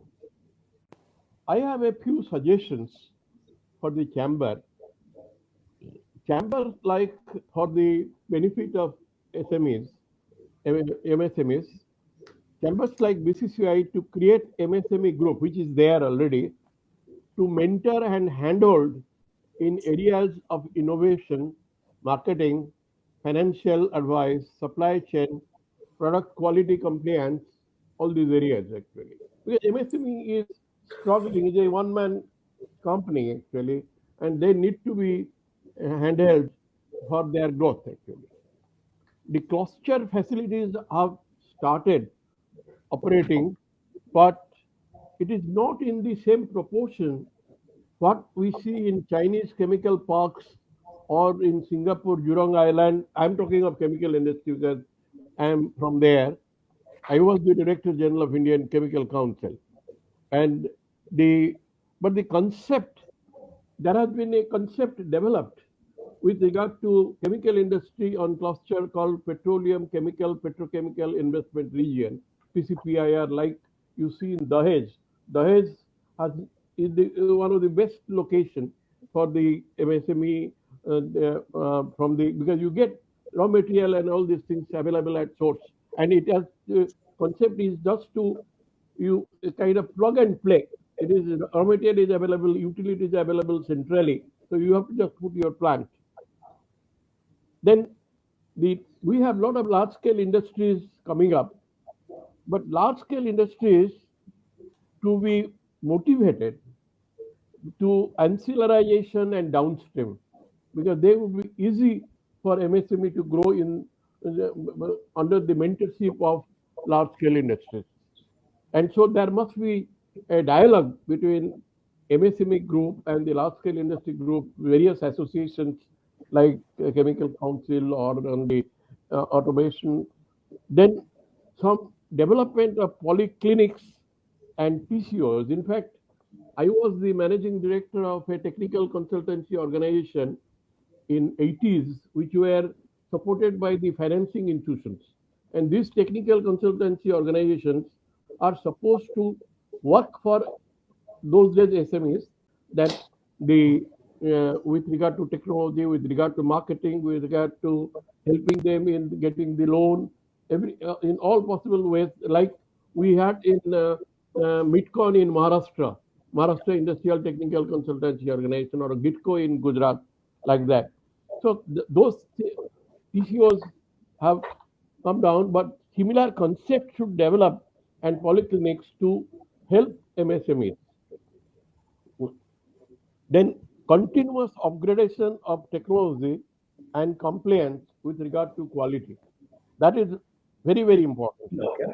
Lastly, Government of India with chambers to develop a status paper and 5-year forward program to implement in a systematic manner with some focus actually, because the MSMEs are working whatever they find best. The help that they require is not adequately available. So these are some of my suggestions to the MSMEs for the growth. Although the growth is taking place very well, there have been a lot of schemes which have come from the Government of India in the last 2 years. And so that is my submission to all of you. Thank you. Mr. Mishra, some of those very valuable suggestions, and as BCCI will take it up internally and evaluate each of them on their merit. Thank you very much for a session. Mr. Sanjay Mehta, I have a question for you if you have a little time. We are running out of time, but I'm tempted to ask this question. You can ask the question. Yeah, you talked about 4 Ps of digital marketing, as next step towards 4 Ps for marketing, right? Yeah. So, how can MSMEs with such limited resources identify what are their 4 Ps? Because usually the MSME owner is a technical guy, he doesn't understand too much of marketing and things like that. So, some broad ideas on how it can be done. No, I'm sure, sir. In fact, the idea of creating a framework like 4 Ps is to simplify for anybody. I mean, while one may not understand the technical aspects necessarily, I'm sure the MSME understands his business and his customer better than anybody else, right? Sure. So when you think in terms of people, let's take an example of let's say a chemical engineering company producing some product which is feeding paint industry. Now for True. him, I mean, if he wants to influence his prospective buyer in his favor, the people for him, people for him are the kind of the buyers, maybe the procurement team or the product team or somebody in paint industry. So he understands that. That's a very simple P kind of understanding. Second is the purpose. The purpose is that I need, so in a B2B industry, most of the time, it's a question of differentiating a little bit, because finally at a lot of times it becomes a commoditization of product. So you might differentiate based on your experience, your thought leadership around a certain space. So you want to do that. So you say, okay, I want to create preference for my company or my product by showcasing how I know a little different. So that becomes your purpose. That's when you come to the plan. The plan could be that how do I influence these people about my purpose, or what is it I want to do. Somewhere, of course, maybe a younger person might know, okay, you know what, let's go to LinkedIn, because LinkedIn is where all these people are available, and what we need to do is to showcase what kind of differentiation we have in our company. And then the process is about just measuring that. Are we doing an article once a week, once a fortnight, once a month? What's the kind of readership we are getting? Are people opening? Are people commenting? Just so that we can keep evaluating that. Are we getting anywhere in terms of moving it forward? So it's a simplified thing, and at a high level, some amount of understanding is there, but it's nominal. I mean, it's not overwhelming that, oh, I need to know all this digital media, I need to do a course, and then only I can progress. Once you start with a very fundamental approach, then a little bit of help here and there can be there, but you know exactly what you're doing. Look at it incrementally and go ahead. Exactly. Yeah. Okay. Great. So we had a great panel right from Professor Sharma talking about fire in the belly, and I'm sure MSME owners have. I will give you a last suggestion. Please, sir. As Dr. Sharma said, innovation. My submission to MSMEs individually, that you must locate a person who should be dedicated to innovation in at least the small and medium sector, may not be micro. True. Yeah, that's an investment, quite valuable. So, like Mr. Professor Sharma said, MSMEs have fire in the belly. That is the reason why they are here. And of course, they are backbone of the economy. We have had some very good ideas discussed in this panel, and I'm sure our audience has had very good food for thought, and we'll discuss it as we go along. Thank you so much to each panel member. Can we at least list out 5 points? Sure, we'll do that. Which are actionable recommendations? Yeah. It's being done. It's being done parallelly, sir. It's being done parallelly. Somebody's making notes, so we'll circulate it around. Thank you so much to each of the panelists, Mr. Gupta, Mr. Tujaburkar, and Mr. Mehta. Thank you so much, Mr. Mishra, for having conducted this panel. And of course, thanks to Professor Sharma for setting the agenda for this panel. Thank you very much on behalf of BCCI. Thank you very much. Thanks for participating.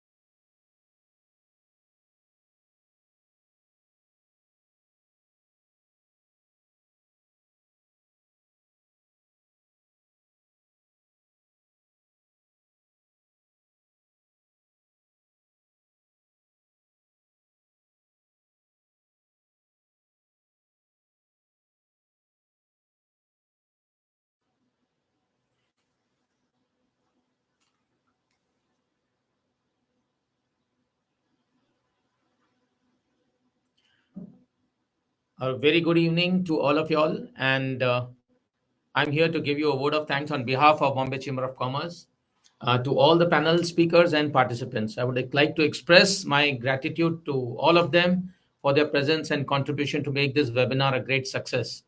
I extend my gratitude to our honorable panelists to take out time from their busy schedule today.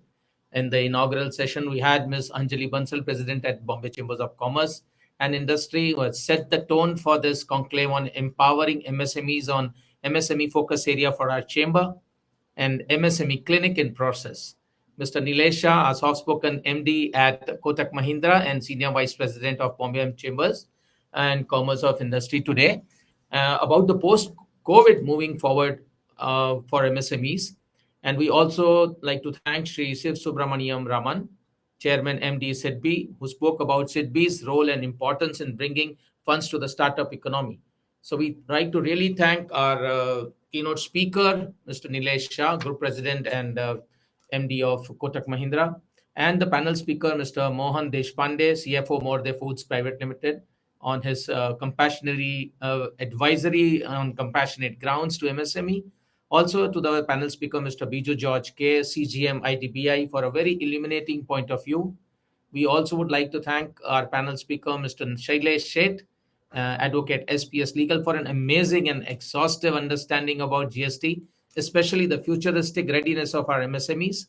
Our panel speaker, Mr. Ashok Bharat, founder, Merck's Business Advisor and Mediator, Center of Mediation and Conciliation, Bombay Chamber of Commerce, for an eye-opening understanding about mediation, financial disputes, and ease of avoiding litigations. Mr. R. Srinivasan, Director, IRA Consulting Private Limited, for a wonderful moderation. In the second session, I would like to thank Mr. Professor M.M. Sharma, former Director, Institute of Chemical Technology, for an outstanding keynote address on the needs of innovation for MSMEs. That was really encouraging. And also would like to thank all the panel speakers, Mr. Suhas Tuljapurkar, Managing Partner, Legasis Services Private Limited, Mr. Nishit Gupta on automation, Mr. Sanjay Mehta on importance of social media, and Ms. Preeti Mishra about the Senior Director Dun & Bradstreet about attaining domestic and global competence by internationalization of MSMEs.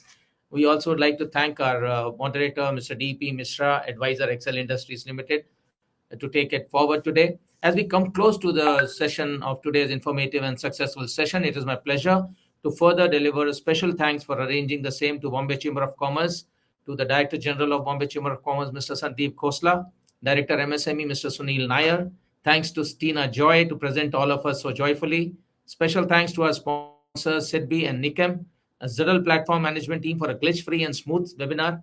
And I'm sure our 2,000 plus MSMEs today have gained huge motivation and insight and will take home a fresh perspective from today's session. We look forward to another day of more sessions coming up. So please stay tuned. We meet tomorrow, 2:30. Thank you so much.